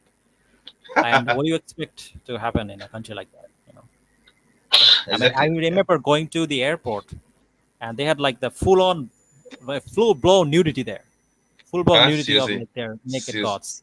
Oh, the naked Yeah. gods. Oh, okay. Yeah, and there were like children walking by. You know, Oh my god. Okay. like it's just kind of absurd. Mm-hmm. And the thing is that like on top of it, like you have like these things like Bollywood and stuff like that. So Yeah. like obviously this is a bad argument. You cannot generalize just because some people commit a crime that has nothing to do with Islam. So basically he's committing so many fallacies. Let me just list some of them. First, he's committing the correlation miscausation fallacy. Just because there's a correlation between Muslims and Pakistan doesn't mean Islam is the thing that's causing this kind of like crimes. Yeah, that's right. So it doesn't logically follow. So first, he's committing correlation miscausation fallacy. He's committing the non sequitur fallacy. It doesn't logically follow that like that's because Muslim commit a crime, therefore it's because of Islam. Like you need to prove that Islam is the reason they're doing this, for using our scripture, but he doesn't do that. He just shows, oh look, Yeah. brother, look at this. Muslims doing bad things, sir. Therefore, like Muslim bad, sir. You know, Muslim bad. Yeah, Muslim bad, sir. Muslim bad, sir. Sir. Pakistan bad, sir. Look at all these Pakistanis TikTokers, sir. Like, it's not relevant to the debate. And the funny thing is that Exactly. Daniel is gonna mock him so hard. It's just gonna be hilarious. Just, Time I was inside the street looking at Okay. Hajj-related merchandise, I felt a sharp jab from behind. An old man had put his hand between my buttocks with such a force, his fingers were almost inside me. It happened really fast, and I cried out in shock. yeah, it's bad. Like, oh, what's your point? He looked at me No, and I see. smiled and said, Alhamdulillah. Again, I'll be providing you the link of the CNN of the interview in the while visiting the most holiest site, See Makkah. that part. Her testimony is available online. Her video is in fact available online.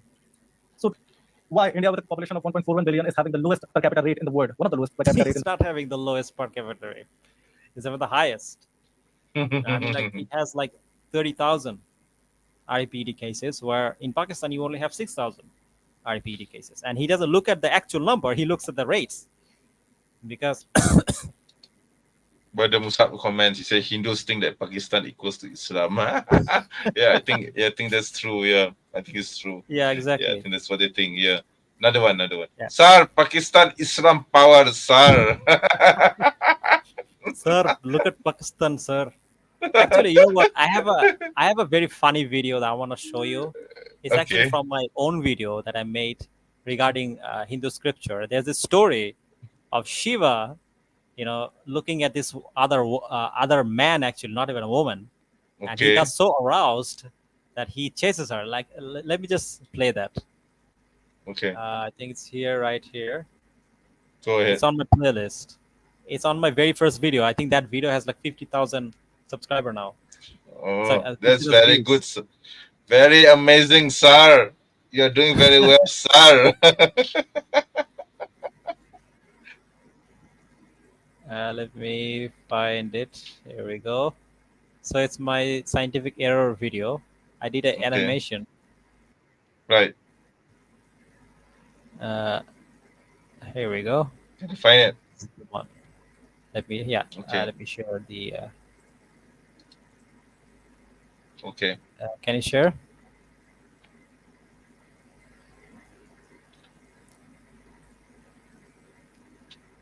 All right. Power to change Okay. his form into a woman. Basically, it's kind of like a sexy jutsu. In case you don't know, was talking to Oh Vishnu, my another god, god. Okay. Okay. Okay. told them. So go Shiva change- turns himself into a woman. Huh? What actually happened? Basically- Shiva turned himself into a woman. No, not Shiva. So basically, the story is. Let's just hear it. I explain it basically. Earth came from dead stars, but not according to Hinduism. According to Hinduism, gold on earth came from Shiva masturbating. Shiva, the god of destruction, there's a story about him in the Srimad Bhagavatam 8, 12, 32 to 33, where it says that Shiva and his wife was talking to Vishnu, another god from Hinduism. So they were talking, and then Vishnu told them that he has the power to change his form into a woman. Basically, it's kind of like a sexy jutsu.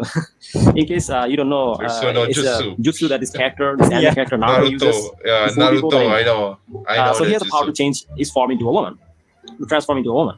Then all the other gods were excited and said, "Please show us this power of yours." So Vishnu disappeared. Then far away in the jungle, Shiva saw a beautiful woman. And by the way, fun fact, the woman's description in Srimad Bhagavatam is quite interesting. She was apparently playing with a ball. Here's an example of a description in the book. In SB 8, 12, 19, it says, because the ball was falling down and bouncing up, as she played with it, her breasts trembled. Her breasts trembled. And because of the weight, It's like straight up porn, bro. Oh my god. Yeah, this actually reminds me of of those of Ezekiel 23. Yeah, pretty much similar. Yeah. breast and her heavy flower garland, her waist appeared to be all but breaking at every step. I mean, is her waist made of glass? I mean, I don't know, but anyway, as her 2 feet, which were reddish like coral, moved here and there. Now ask yourself, does this sound like a holy book or pornography? I'll let you decide, but let's continue. So while they were looking at her, a wind came, how convenient, and blew away her dress. She was now fully naked. Seeing her naked, Shiva became extremely horny. He was so horny that he completely forgot that his Oh wife was sitting my beside him. He God. started chasing Oh my god. Okay. Oh, what the fuck did I just hear, man? Oh my god. Okay, this is definitely similar to. It's almost similar to Ezekiel 23, by the way. Yeah. Book of Ezekiel, actually. Yeah. My god. Okay. Let's after her. He finally caught her and grabbed her by the hair. She tried to resist him, but he grabbed her by force. Now, I'm not joking, but this so-called Hindu god tried to rape her. She tried really hard and finally got away. Then he started chasing after her. Shiva was so horny that his sperm started leaking on the ground, and the places where his sperm fell are places where you can find gold and silver mines. Then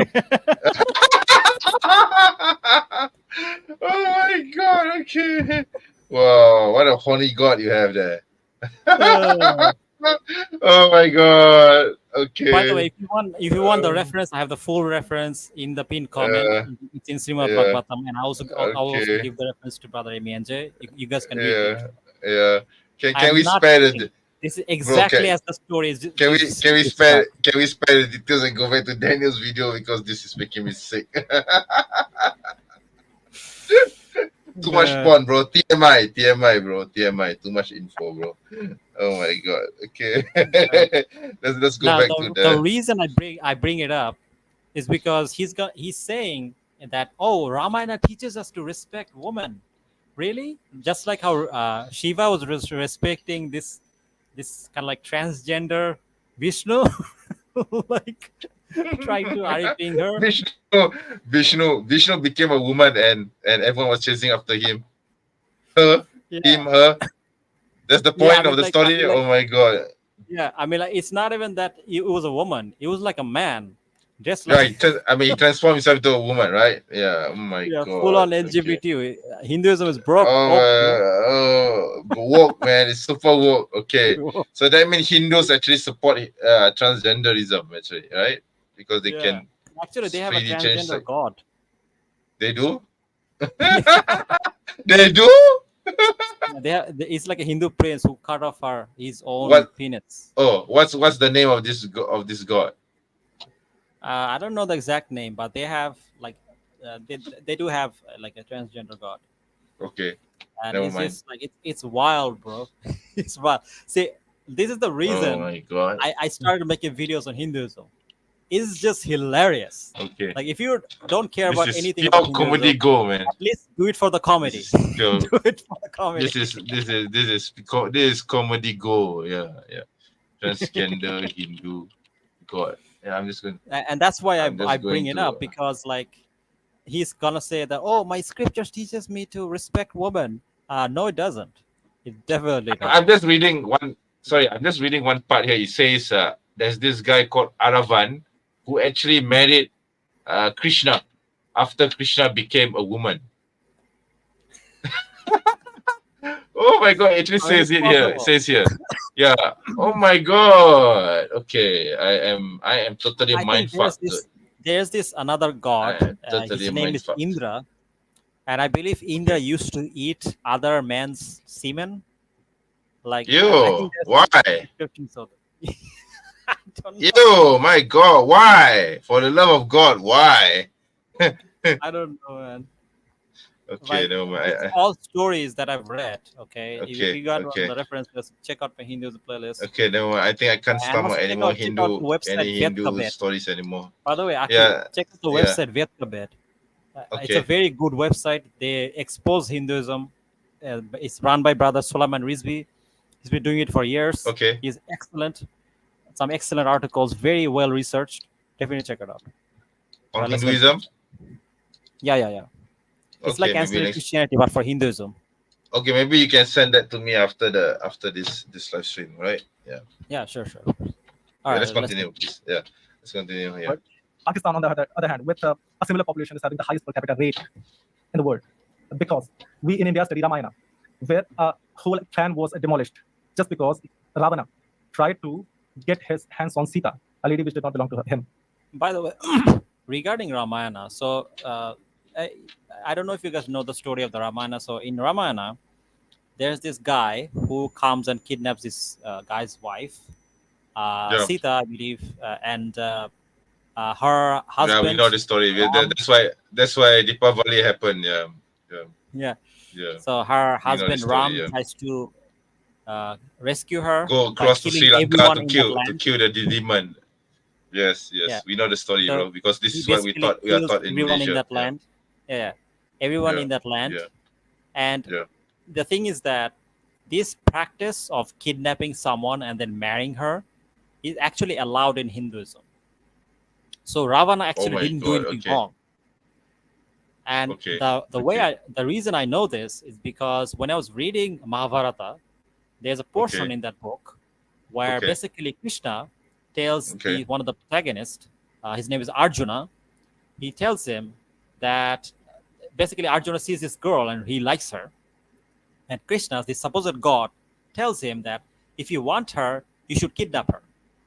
I am not kidding. Then he says that this process of kidnapping for Kshatriya, which is their caste, is allowed in your in dharma or in your religion. You know, he literally says this. So Ravana didn't do anything wrong by kidnapping Sita. So, and yet they'll constantly show Ravana as like this villain, but what did he do wrong exactly? And this is allowed. They even have a name for it. This kind of marriage. It's called like Rakshasa marriage, I believe. So it's just wild, bro. And he's saying that, oh, this teaches us to respect women by kidnapping them. Sure.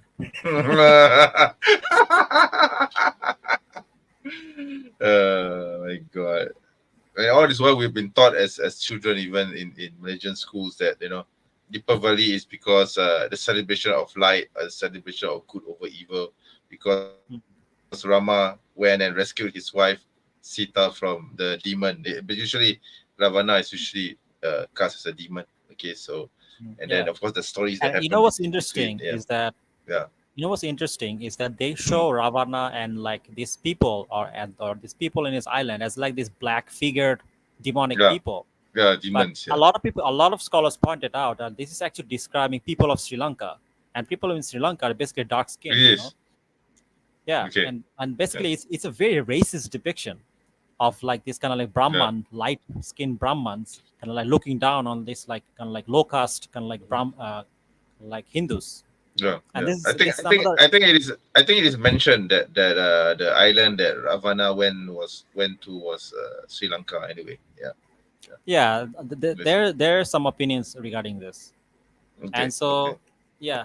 So no, Ramayana is not teaching you to respect women. But let's continue. Okay. Because we grew up reading all this. Mahabharata, whole Kuru Mahabharata. clan was destroyed, killed. Great warriors such as Bhishma, Karna were killed because they were lustful towards a woman. This is another lie. Like, if you, by the way, you can read the whole of Mahabharata in YouTube. There's audiobook. There's a really excellent audiobook. If you search it, you can find it. So basically, I was reading, meaning I was listening to the Listening to- audiobook for Yeah. Okay. for researching purpose, and there's this story, and Education this story is purposes, huh? mentioned there. Yeah,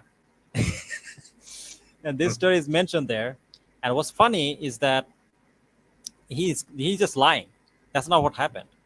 So in Mahabharata, it's a conflict between two families. Actually, Mahabharata is an interesting story because if you just read it as a story, it's actually kind of entertaining. So it's like kind of like Game of Thrones in a way, where you have these two families that are fighting, and Okay. you have these kind of like on one side you have Pandavas, who are basically kind of like demigods, and on the other side you have Kauravas, who are basically humans. As Okay. these Pandavas constantly bullies the Kauravas, the humans, they are constantly insulting them, and they can basically do anything, and the Kauravas cannot do anything. And what's funny is that the Pandavas are actually not the son of the actual king. They're actually bastards of the supposed god, right? So Okay. this is another thing that is revealed in the book, which is that supposedly in ancient times, if Hindu women wanted, if they couldn't have a children, they could ask a god to impregnate her. My God. Oh my God. It's so sickening, man. Yeah, and Oh my God. that's It's how like- these it's a five porn brothers story. seem to be. These are basically bastards, you know. By the way, if any Hindus watching, I do apologize if you're upset by listening to all this. No But need to apologize to not like them. putting any moral judgment. I'm just relaying the story as it is, because every Okay. Hindu knows the story. You can ask them. Yeah. And the thing is Okay. that they didn't have any claim to the throne. So basically, at one point in the story, the Kauravas, basically beats them in a betting match, and then wins Okay. the whole kingdom. And then Okay. tells this queen to listen to her, and she refuses to listen, and they kind of like insult her. And then that's the incident that he's describing, and he's saying that, oh, they were lustful. No, they were not lustful. She was their slave, basically, and she was not listening, and that's why they were telling her they were kind of like insulting her. And these brothers Can you imagine? and are supposed to be the heroes of the story, who basically goes around killing and pillaging everything, and they don't have any claim to the throne, and yet they're the heroes. And they basically later on they kill all their brothers, all the human brothers. Mm. You know, these are supposed to be the good guys. You know, it's kind of like the boys, Can honestly. I can imagine. Yeah. Yeah, it's kind of like the boys, the guys that are actually the victim, the rightful owners. They're the villains, but the guys that have no claim to the throne, who are just killing and butchering everybody, they're the heroes. Honestly, it's kind of messed up. But And- by the way, brother, how long are we going to do this? Because it's almost midnight my time now. Yeah, it's very Oh, late as it is. Yeah. sorry about that. Actually, you know what? Let's just finish his portion and then we can end it. All right. Okay. All right, let's continue. That is what we grew up reading. That is why, despite having a population of 1.41 billion, we are having the lowest per capita rate in the By the world. way, I'm sorry, guys, because both of us had a lot of technical issues. I kind of came late. So I Yeah. actually wanted to do the Apologize whole for that thing, as well. Yeah. You know, Yeah. it's getting late, Yeah. so we're gonna finish it Yeah. now. It is. Yeah. This is because when that Spanish girl was raped, Yeah. the incident that started this Waalaikumsalam. debate, we got out on the street, Hindus got out on the streets demanding death punishment for the people involved. We were on the streets demanding punishment for that girl. We were ashamed. We were out on the streets crying for the justice. So regarding this protest, he's saying that we felt bad about this Spanish girl, right? Then why don't you feel bad So. about Tulsi? So. Why don't you feel bad about Yeah. Tulsi? Exactly. Why don't Exactly. you put Vishnu in jail? Or like, why don't you put Shiva in jail? By the way, there's even a story of like Brahma, raping his own daughter. Like, put him My in jail, God. bro. Like this rapists actually didn't do anything that their gods didn't do.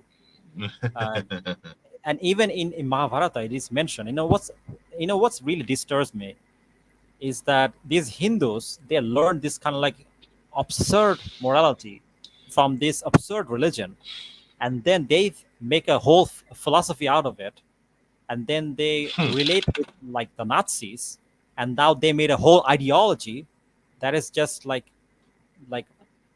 basically torturing Muslims in India and worldwide. It's crazy. So like, Yeah. and this is the reason like we need to speak out against, if not Hinduism, at least Hindutva, because Yes. we need That's to right. expose why this is dangerous. Yeah. And Yeah. why you should not take your morality from Hinduism, and why you should reject Hinduism actually. For that woman, because our scriptures, our religion teaches us to stand with the victim. Let me tell you another story. There was this incident in India where a Muslim mob gathered in the name of jihad and burned a train. By the way, this whole portion, he just lies. There's no evidence that Muslims burned the train in Godhra. So in case you guys don't know, what he's describing is basically the precursor to what happened during the 2002 Gujarat riots. There's an excellent documentary on YouTube. You can search it. It's called 2002 Gujarat riots, where basically Hindu mobs massacred nearly 2,000 Muslims. And they did that because they believed that these Muslims basically burned the train and killed like nearly 700 people. Okay, brother Amianji, I think is going to the toilet. But let me continue, inshallah. So basically, they believe that it was the Muslims that put fire in the train. But this is absolutely false. There's no evidence that it was the Muslims that did this. But even if they did, it wouldn't justify killing innocent Muslims. So this whole thing, and he's saying that it was the Muslims, the jihadis. There's no evidence of this. He's just lying. In Godhra, that killed almost 60 people. 22 of them were babies. When Hindus retaliated, a few of them. 22. Oh, he cares about babies now. And these people support Israel, by the way, which has killed nearly 15,000 children. And in their religion, their god, I think Shiva, chops the head of his own son. Just chops it off. And then later on, he puts the elephant head, and that becomes like Ganesha. Like, you guys don't care about like children. Like, what are you talking about? Few of a very bad portion of those guys who retaliated raped a Muslim woman. And then what happened? They spent almost 14 years in jail. Well, I mean, at least he admits that, like, during the 2002 Gujarat riots, a lot of women, especially Muslim women, were like RIPD. So, and for the rape case, that is the punishment you get. But when they were out, Hindus were out on the street asking for punishment for them to be sent back in jail because they raped. Yeah, they were asking for punishment, but what about the punishment of like Vishnu? Or whatever is punishment? What about the punishment of like, Shiva? Brother Akil says, Assalamu alaikum, wa alaikum assalam, bro. Brother Alham said, good thing I don't know Hinduism in detail. Yeah, I mean, like, the thing about Hinduism is that it's such a kind of like fractured religion that it's very interesting. Okay, I think Brother Imenji is back. Yep. Welcome back, bro. Yeah. Sorry, I had to take a toilet break. Yeah. No worries. Yeah. What's interesting is that some Hindus actually believe that God is everywhere. So maybe Yep. when you're taking a shit, God was watching. Oh no! What a That's what they believe. Obviously, boring what we don't what believe a that. Auzubillah. oh my god! Nauzubillah, I hope not. But anyway, let's continue. Yeah, go ahead. woman, Yeah, let's rape the continue. woman from that community which burned our children. We stood for that woman, forgetting that they burned our children. Yet we stood for that woman. And as a result, they were sent back to prison, despite spending 14 years of their life in prison. Because they did This rape, is and I also still false, by the way. Most of the criminals that kind of like that was killing and butchering people during the 2002 Gujarat riots, most of them are free. As a matter of fact, one of the most notorious criminal is the president of India. It's Narendra Modi himself. He was the chief minister, I believe, of Gujarat at that time. Yes. And there's a he was. documentary in BBC which completely exposes him The and his butcher of involvement Gujarat. in the incident. Yeah. You know, Yeah, I know think this. the I know documentary this. is called. I should have downloaded the documentary. If you want, I can actually give it to you, because you cannot find it anywhere on YouTube or anywhere. But Oh, I okay. have the documentary. If you guys want, I'll put it on a Google Doc. You can see it for yourself. Modi was directly responsible for this happening. There are many eyewitnesses who says that Modi said to the police to not do anything while the mob basically butchers Muslims. This guy is now the president. You know. Not So yet. It is. there's actually not that much difference between Modi and Netanyahu. They both want the same thing. So it's just like an animal of like different colors, you know. Yeah. But let's continue. Yeah, stand by my Hinduism crowd isn't that different from protesting Zionism, by for the them to way. be sent in jail. But you don't see that with Muslims. Remember this girl? During Hamas attack, she was a tourist. She was raped. Her clothes was This is stripped. fake and news, she- by the way. None of the IPD stories are true. New York Times basically debunked the whole thing. But her leg was basically broken so that she could fit. And where 27 men raped 15 girls. Those are the basically proven cases. and then 15 he girls. takes like random like numbers from UK. Like what is this has to do with the debate? This has nothing to do with the debate. And this is like this his whole argument. Like, oh, you know, no, Muslims, sir, Muslim do bad things, sir. Sir, Muslim do bad things. Doesn't sir. make any sense. Yeah, definitely. Debate not. one, Yeah. sir. Debate one, sir. Debate, sir. Yes, sir. Yeah, You know, sir. and he brings another argument. I feel like I should address it since we're not gonna go through the whole thing, which is that he brings this argument that the prophet's wives were poor because the prophet married so much or whatever, right? Like, first of all, this is false. Like the reason prophet was poor is because he was very charitable. He gave everything away. Like he didn't keep anything to himself, and also he had to be in charge of his family in a very critical time, where basically the Muslims were cut off from the whole world. Yeah. And that's the reason he's poor. Also, even if that's true, like what does that has to do with the topic at hand? So is the argument is, sir, Muslims were poor, sir. Therefore, Islam is bad for women, sir. Really? How much poor people are there in India? Like, how many poor Hindus are there? Exactly. Like what argument? It's so stupid. Girls, right? So they're raping, basically. They love to rape wherever they go. Newcastle, 17 men raped 278 girls. Our UK fans can tell us more about the incident, but yes, they in our country rape the infidels. Yeah, this is guilt by association. I mean, like he's saying that, look at this Muslim. You know, it's basically the right wing kind of like fascist argument. They'll like show like some Muslim, some corner of the world doing some bad thing, and they'll say, look, these Muslims are doing this bad thing, therefore all Muslims are like this. It's basically history generalization. But the thing is that even if that's the case, what does that have to do with Islam? The topic is about Islam. Is Islam bad for women? Yeah. And the answer is no. Islam doesn't say that you should kind of like kill your daughters, unlike Hinduism. It doesn't say you should burn your wife. By the way, widow burning is a thing in Hinduism. Sati Pratha. It is. You can burn, like the widows can choose to burn themselves. Now, obviously, when the husband dies, the wife is in a very vulnerable emotional state. Now, if you say that, if you kill yourself, you're going to go to heaven, obviously that's going to affect her. You know? And so definitely that's a bad thing. This is why Islam doesn't encourage suicide.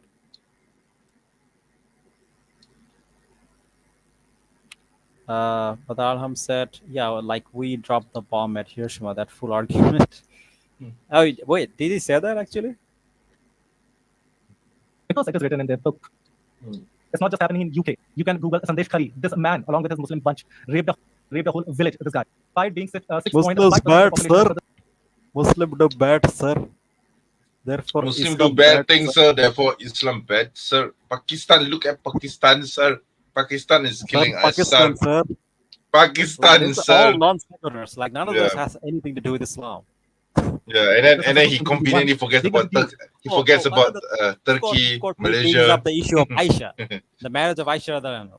Aisha. Which, by the way, Oh, in so Hinduism, so child very marriage is very allowed. lame, sir. Very Very lame, lame, sir. Actually, let me bring minor marriage here. Let me share the screen. Mhm. I'm saying this because we won't have the time to go through this. Yeah. So let me share this. I believe it's 194, 134. Oh, wait, hold on. Sir, look at the Muslims, sir. They have child marriage, sir. Muslims bad, sir. Because child marriage, sir. Yeah. But sir, we also do the same thing, sir.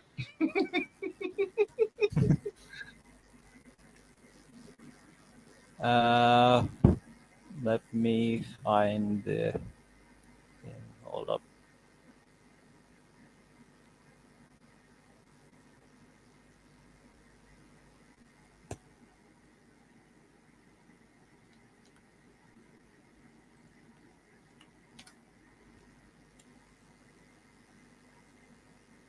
Actually, you know what? I have this.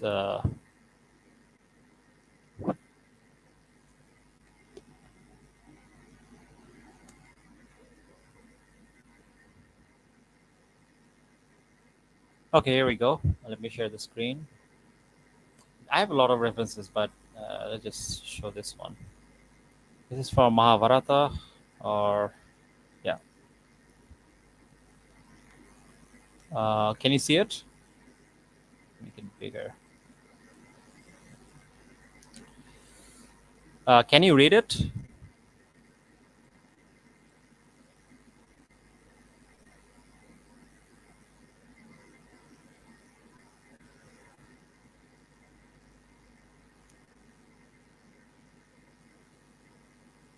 Okay, are you there? Can you read the text? I can't really read it because it's too small. Okay.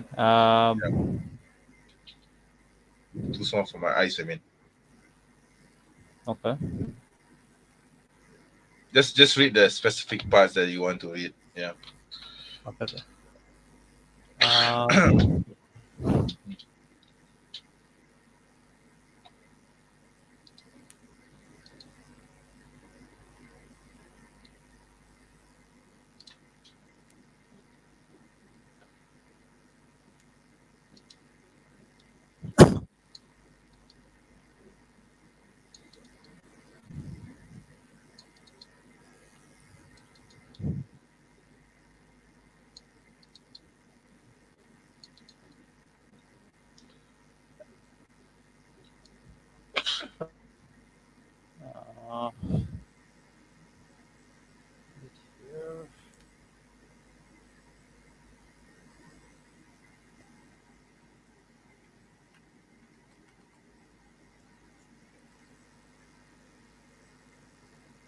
Actually, you know what? Let me show the actual video.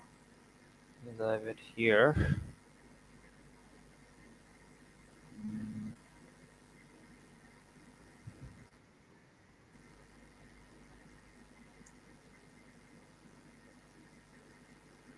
So I made a video on Hinduism,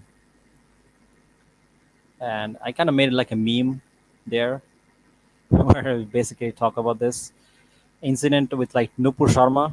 You know, if Okay. Nupur Sharma, hold up, let me share this. Share the screen. Here we go. So you know this lady who insulted the prophet. Yeah, I do. Live I do TV? know about him. Yeah. So basically, I made a video on it. You destroyed Islam, sir. Full support, sir. Surprise, motherfucker. Yeah, this is in Manusmriti, I believe, 94. Read what it says. A man aged 30 years shall marry a maiden of 12 who pleases him, or a man of 24, a girl 8 years of age. Oh my God. Okay. There you go. So there's nothing wrong in Hinduism to marry young, right? Absolutely not. There For are countless Hinduism. verses of this.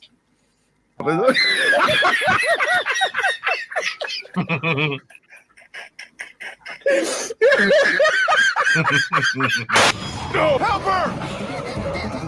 You senile old man! You don't want to drink some water! Look after We leave, sir. Oh, so sad, sir. Very sad, sir. So yeah. Oh, sir. Oh, dear, sir. We can marry young girls, sir.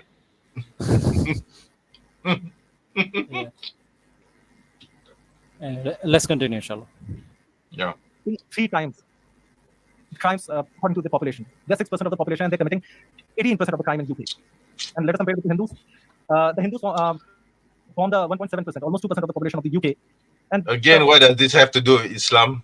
What does this has anything to do with Islam? Why? If the scriptures dictate how you behave, that is clearly showing your scriptures are worse than any Hindu. In fact, even than Sikh brothers and Jain brothers and Yahudi brothers, basically. If it's the scripture that is motivating you to do what you do. And they love to rape. Despite being 6% of the population. It is the data for 2014. They were even less back then.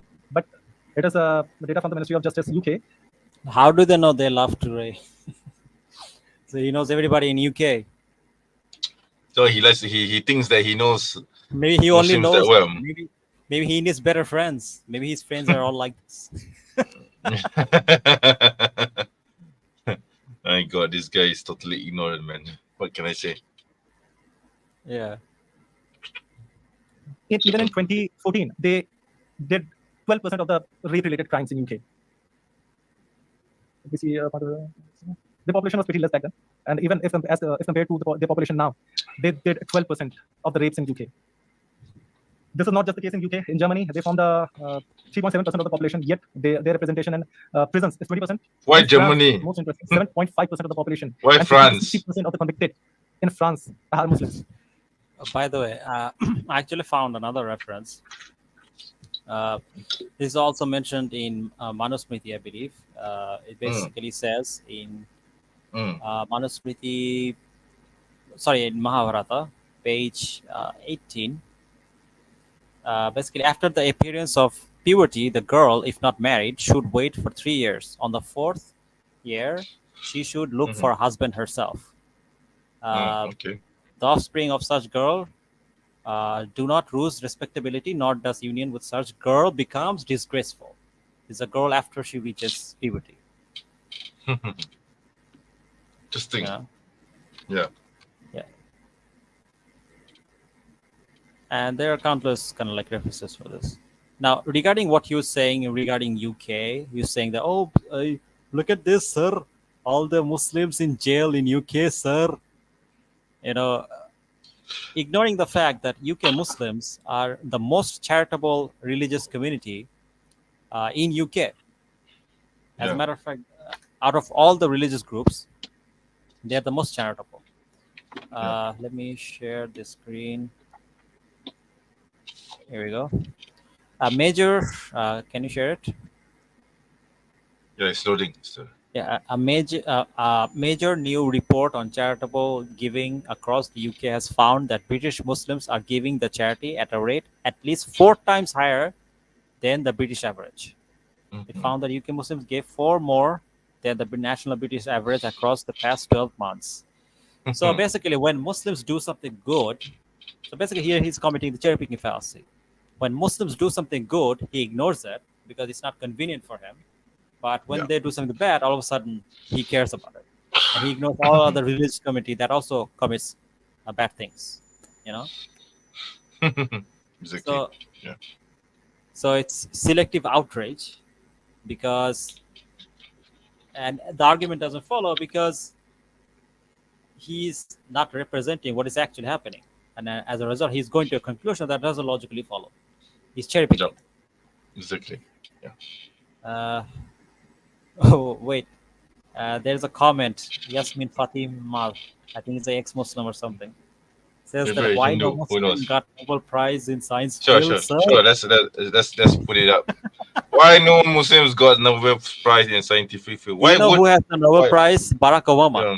Do you know how many people Barack Obama killed? Yeah. Who cares about what the Nobel Prize says? Because Nobel Prize is not a standard for scientific knowledge and advancement. Okay, it is just a Yeah. Western Also, fantasy. regarding Nobel Right? Prize, the scientific method was invented by a Muslim. His name is Ibn Hazm. He is Yeah. basically the first one to use the Well, particular look at method. it. Look at it. Look at what this Hindu is saying. Why Why Muslims Muslims are are scared scaring about science so and scaring technology, science sir? and why And are then you Muslims so scared, sir? More Oh, about, sir. Muslims. Oh my God. Oh, sir. Oh my God. I actually have a video on this. I have a video on my channel which talks about Muslim contributions to Yeah, science there and are whole technology. books So you might as written well on it. watch it. Like, we don't have time for this. Yeah. Yeah. Or get Yeah, we don't have time for this. So sorry. Yeah, if you want to get yourself educated, please look into my video which talks about this topic. All right. Yeah. Yeah. All right, let's continue. Okay, let's continue. Yeah. So if Yeah. scriptures dictate the Sorry, way brother. behave, You there's need to something be a fundamentally bit wrong with quick the because scriptures. What are we it's talking about? getting very late for me Yeah. now. Why? Okay. Sorry. Because I'm so sorry. Is my screen still visible? Yes. Okay, thanks. Yes. Let me just close it. We see the word why. That's all we see. Okay, that's amazing. So, screen sharing is stopped. I'm new to this. I haven't used this platform since long, so I'm so sorry for the inconveniences basically. So why? Why? Is he Because done? the person they follow, the person they think should be followed Yeah, all I around the think world. he's Is done. he done? So the level Oh, of okay. rape, Thank God. raped a Okay, 9-year-old so when she yeah. was horrified, So basically, Oh his my God. conclusion is killed a 17-year-old father, brother, It's and his husband, and basically raped her yeah. when she hated him the most. There are 30 seconds left. So that is, and Okay, about the references finish. that Daniel Haqiqatjou gave. Yes, we have solid references that prohibit Aisha Okay, married shit. bad, infants, sir. unborns. I can show you that. And all the references that he gave, Mafia like marriage bad, worshipping shivering, sir. a penis. Oh my God. Videshwa Saita, Like that's his argument. chapter 5, it clearly says that it is representation of the formless God without any organs. Who are you fooling, bro? You got Again, it. we can discuss Oh on it all. my. Yes. Hold on, what did you We'll say? take it into the rebuttals. So why? Why? Yeah, Because let's stop the here. person they follow, the person they think should be Yeah, followed all let's around the world. yeah. So Let's lack stop of here, available man. rape, Otherwise, it's going to take our long raped a time. 9-year-old when she was horrified, Yeah. killed a Okay. 17-year-old father, brother, Are we done? and his husband, and Yeah, raped her he's talking about when she hated him the most. There are 30 Oh seconds my left. God. So that is, and about the references that Daniel Haqiqatjou gave. Yes, we have solid references that prohibit Okay, killing of sir. infants, unborns. I can show you that. Okay, And, sir. what- Are you that's done, false. sir? Are you done, references that he sir? gave, like worshipping shivling, a penis. Oh my God. Videshwa Saita, chapter 5, it clearly says that it is representation of the formless God without any organs. Who are you fooling, bro? By the way, so basically he's trying to responding to Daniel's point about the Brahma raping Shivalingam. his own daughter. He Oh, basically okay. brings a reference which says that, oh, at that time people couldn't procreate, supposedly. Like, but the thing is that Where have did to you get that understand from? that That's the these are question. gods, right? These are gods. Yeah. They can do whatever they want. They're not human beings. That Exactly. law is for human beings. Sure, maybe human beings couldn't procreate, but we're talking about Brahma. He can do what he Yeah. wants. Yeah. You know? So it's a stupid point. And his whole point is basically that, oh, look, Muslims bad, therefore Islam bad. Like, it's a non sequitur. It's a logical fallacy. It doesn't matter. It doesn't logically follow. Basically, it's Hindus bad. Sorry, Hindus good, sir. Muslims bad, sir. Follow Hindus, sir. Yeah. Yeah, that's pretty much. We'll pretty take it much into the saying, rebuttals. okay? These are 7 minutes each, folks. I want to call All right. Okay. So it's Okay, let's stop here, man. It's too long. Sorry It's about too this. long and windy. Yeah, it's okay. brother, That was long. and let's read some comment and then be on our way. Let me see now. I think Yasmin Fatima has something to say again. I don't know. Maybe I don't think she's a Muslim, but okay. Well, if you look at not Why this we? comment, the comment from the brother. No, I just want to deal with this. Why we Muslims depend upon Jewish media platforms? Why are we so helpless? Oh no, bro. I what are you gonna do? all these Jewish the cameras. Jews are conquering the world. We must not use. You're so scared of the Jews, and I don't give a fuck whether it's Jews or not. Regardless whether you're Buddhists or Hindus Internet. or whatever, the internet belongs to everyone. All right. Okay. Anything. So doesn't matter who created it. All right. So if it can be used for the basically if it can use for the purpose of Islam, why can't we use it? Our issue is not with Jewish people. Our issue with the Zionists. Exactly. Learn the difference, please. There is a difference between Jews and Zionists. I wanted to read the comment of the Yeah, this one, yeah. If you look at China, they had to block Western media platform in order for their own to grow. So had to steal ideas from likes of YouTube and Creatoku, which then became a platform better than YouTube within China. They then created their own social media platform. But this could be done due to blocking Western platforms. So in order for Muslim nations to do the same, they would have to look at how China went about it. They're trying to role play as Muslims. So yeah, Yep, I agree. It's I not agree. really relevant to the topic here. I agree. Yeah. But yeah, social media platform is something that we can use, just like Yeah. the Prophet used source back in the day. Yeah. It's something Yeah. we use, Yeah. That's so we're yeah. using Swords were not invented by Muslims, so why can? Yeah. So does that mean we can't use swords? So it's a ridiculous argument, isn't it? So doesn't matter. It doesn't matter who created it first. The point is that what do we use it for, right? Yeah. Okay. Yeah. Even soap was invented by Muslims, but who are using soap today? Math. Everyone is using soap. Math Yeah. was, Soap. formalized. Modern Math was anyway. created. Yeah. Modern math was formalized by Muslims, but Right. look at who's using it today. So we're not complaining about it. We're not copying. Hey, math can only be used by Muslims because Ibn Khawarizmi created math. So what the hell, man? We can't do that. Can't use Doesn't make any algebra sense. anymore. Copyright algebra. Yeah. We'll give Yes, copyright exactly. strike to anyone who uses algebra anymore. Yes. Yeah, exactly. Anyone who uses algebra should stop using algebra now because Ibn al-Jabbar Stop using a created calculator. algebra. Yeah. Yes, Stop using exactly. calculator and Exactly. Computer is ours now. Yeah. Yeah. The first man who created flight wasn't the Wright brothers, it was a Muslim. Okay? So maybe we should stop flying now. We should bring down all those airplanes from the sky and only allow Muslims to use airplanes because it was a Muslim who created it first. It's like a very stupid point. Yeah, it's a very dumb point. It doesn't matter. Like I said, it doesn't matter who created it first. The point is that what do you use it for, right? That's the whole point, right?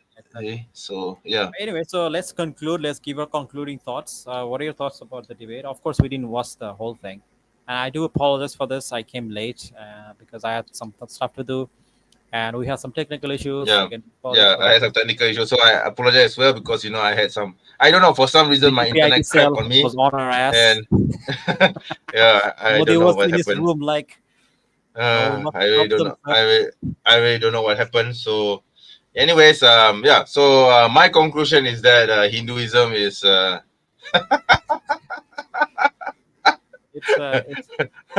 it's something. It's something. It's Now, it's to a be fair, it's something. I'm gonna be It's fair. I'm gonna be fair to some open-minded Hindus, right? okay. Maybe you should comment, man. If I were to say something, I might upset a lot of Hindus here.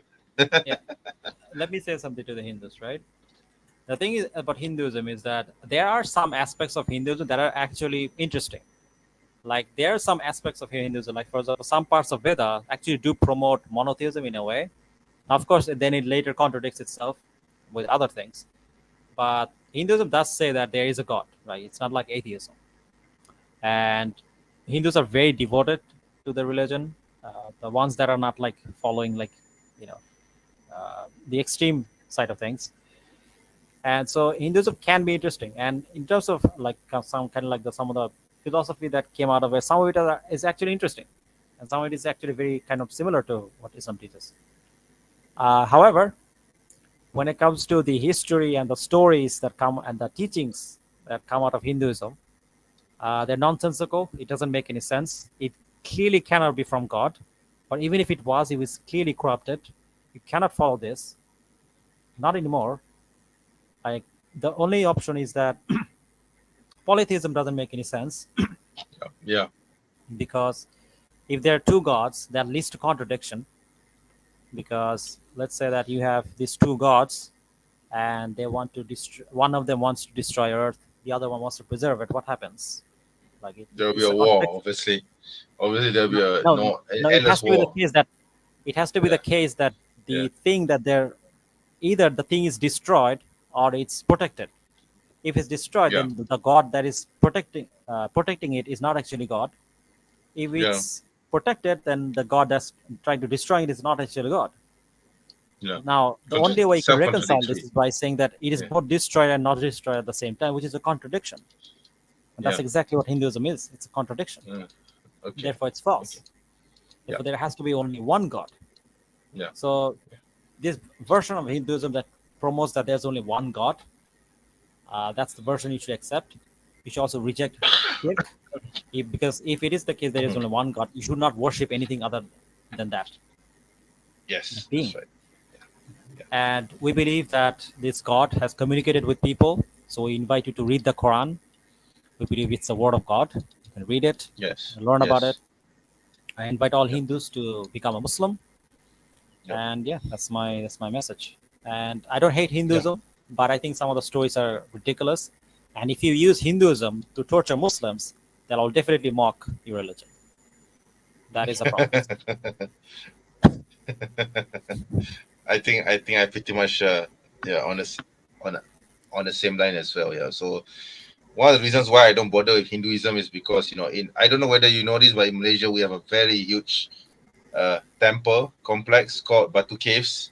All over the world, Hindus would come here for either Thaipusam or Deepavali.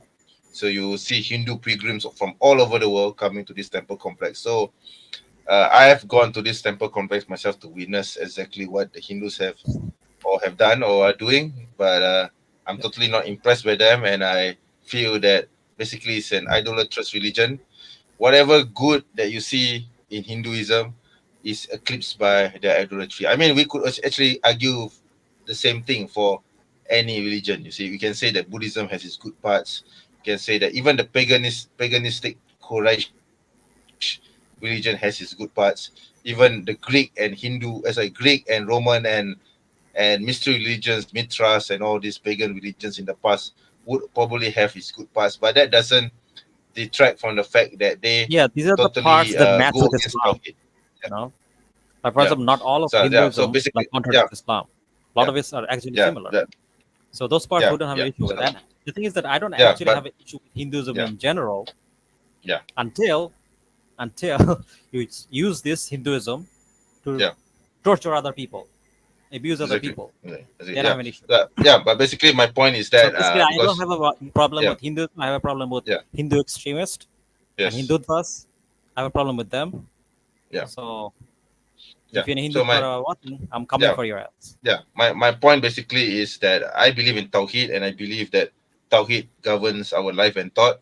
And any other belief system that contradicts Tawheed, I will oppose it and I will reject it, and I wouldn't even consider it to be even a viable option for my thought and life. Yeah. So yeah, that's pretty much what I was going to say. Yeah. That's it. Yeah. All right. Let's end the stream, inshallah.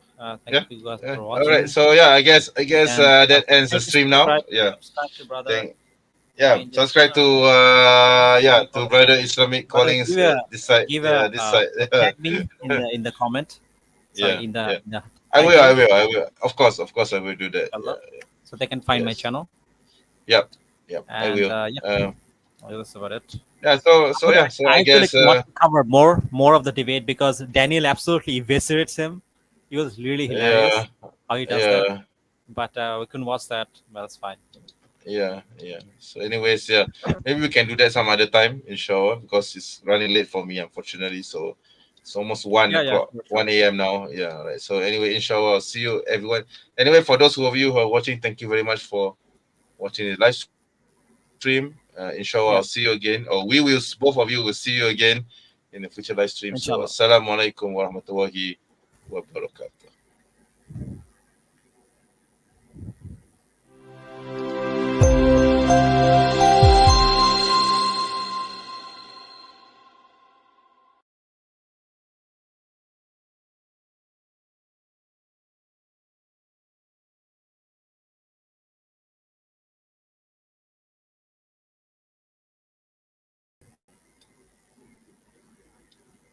Are you there, bro? Good.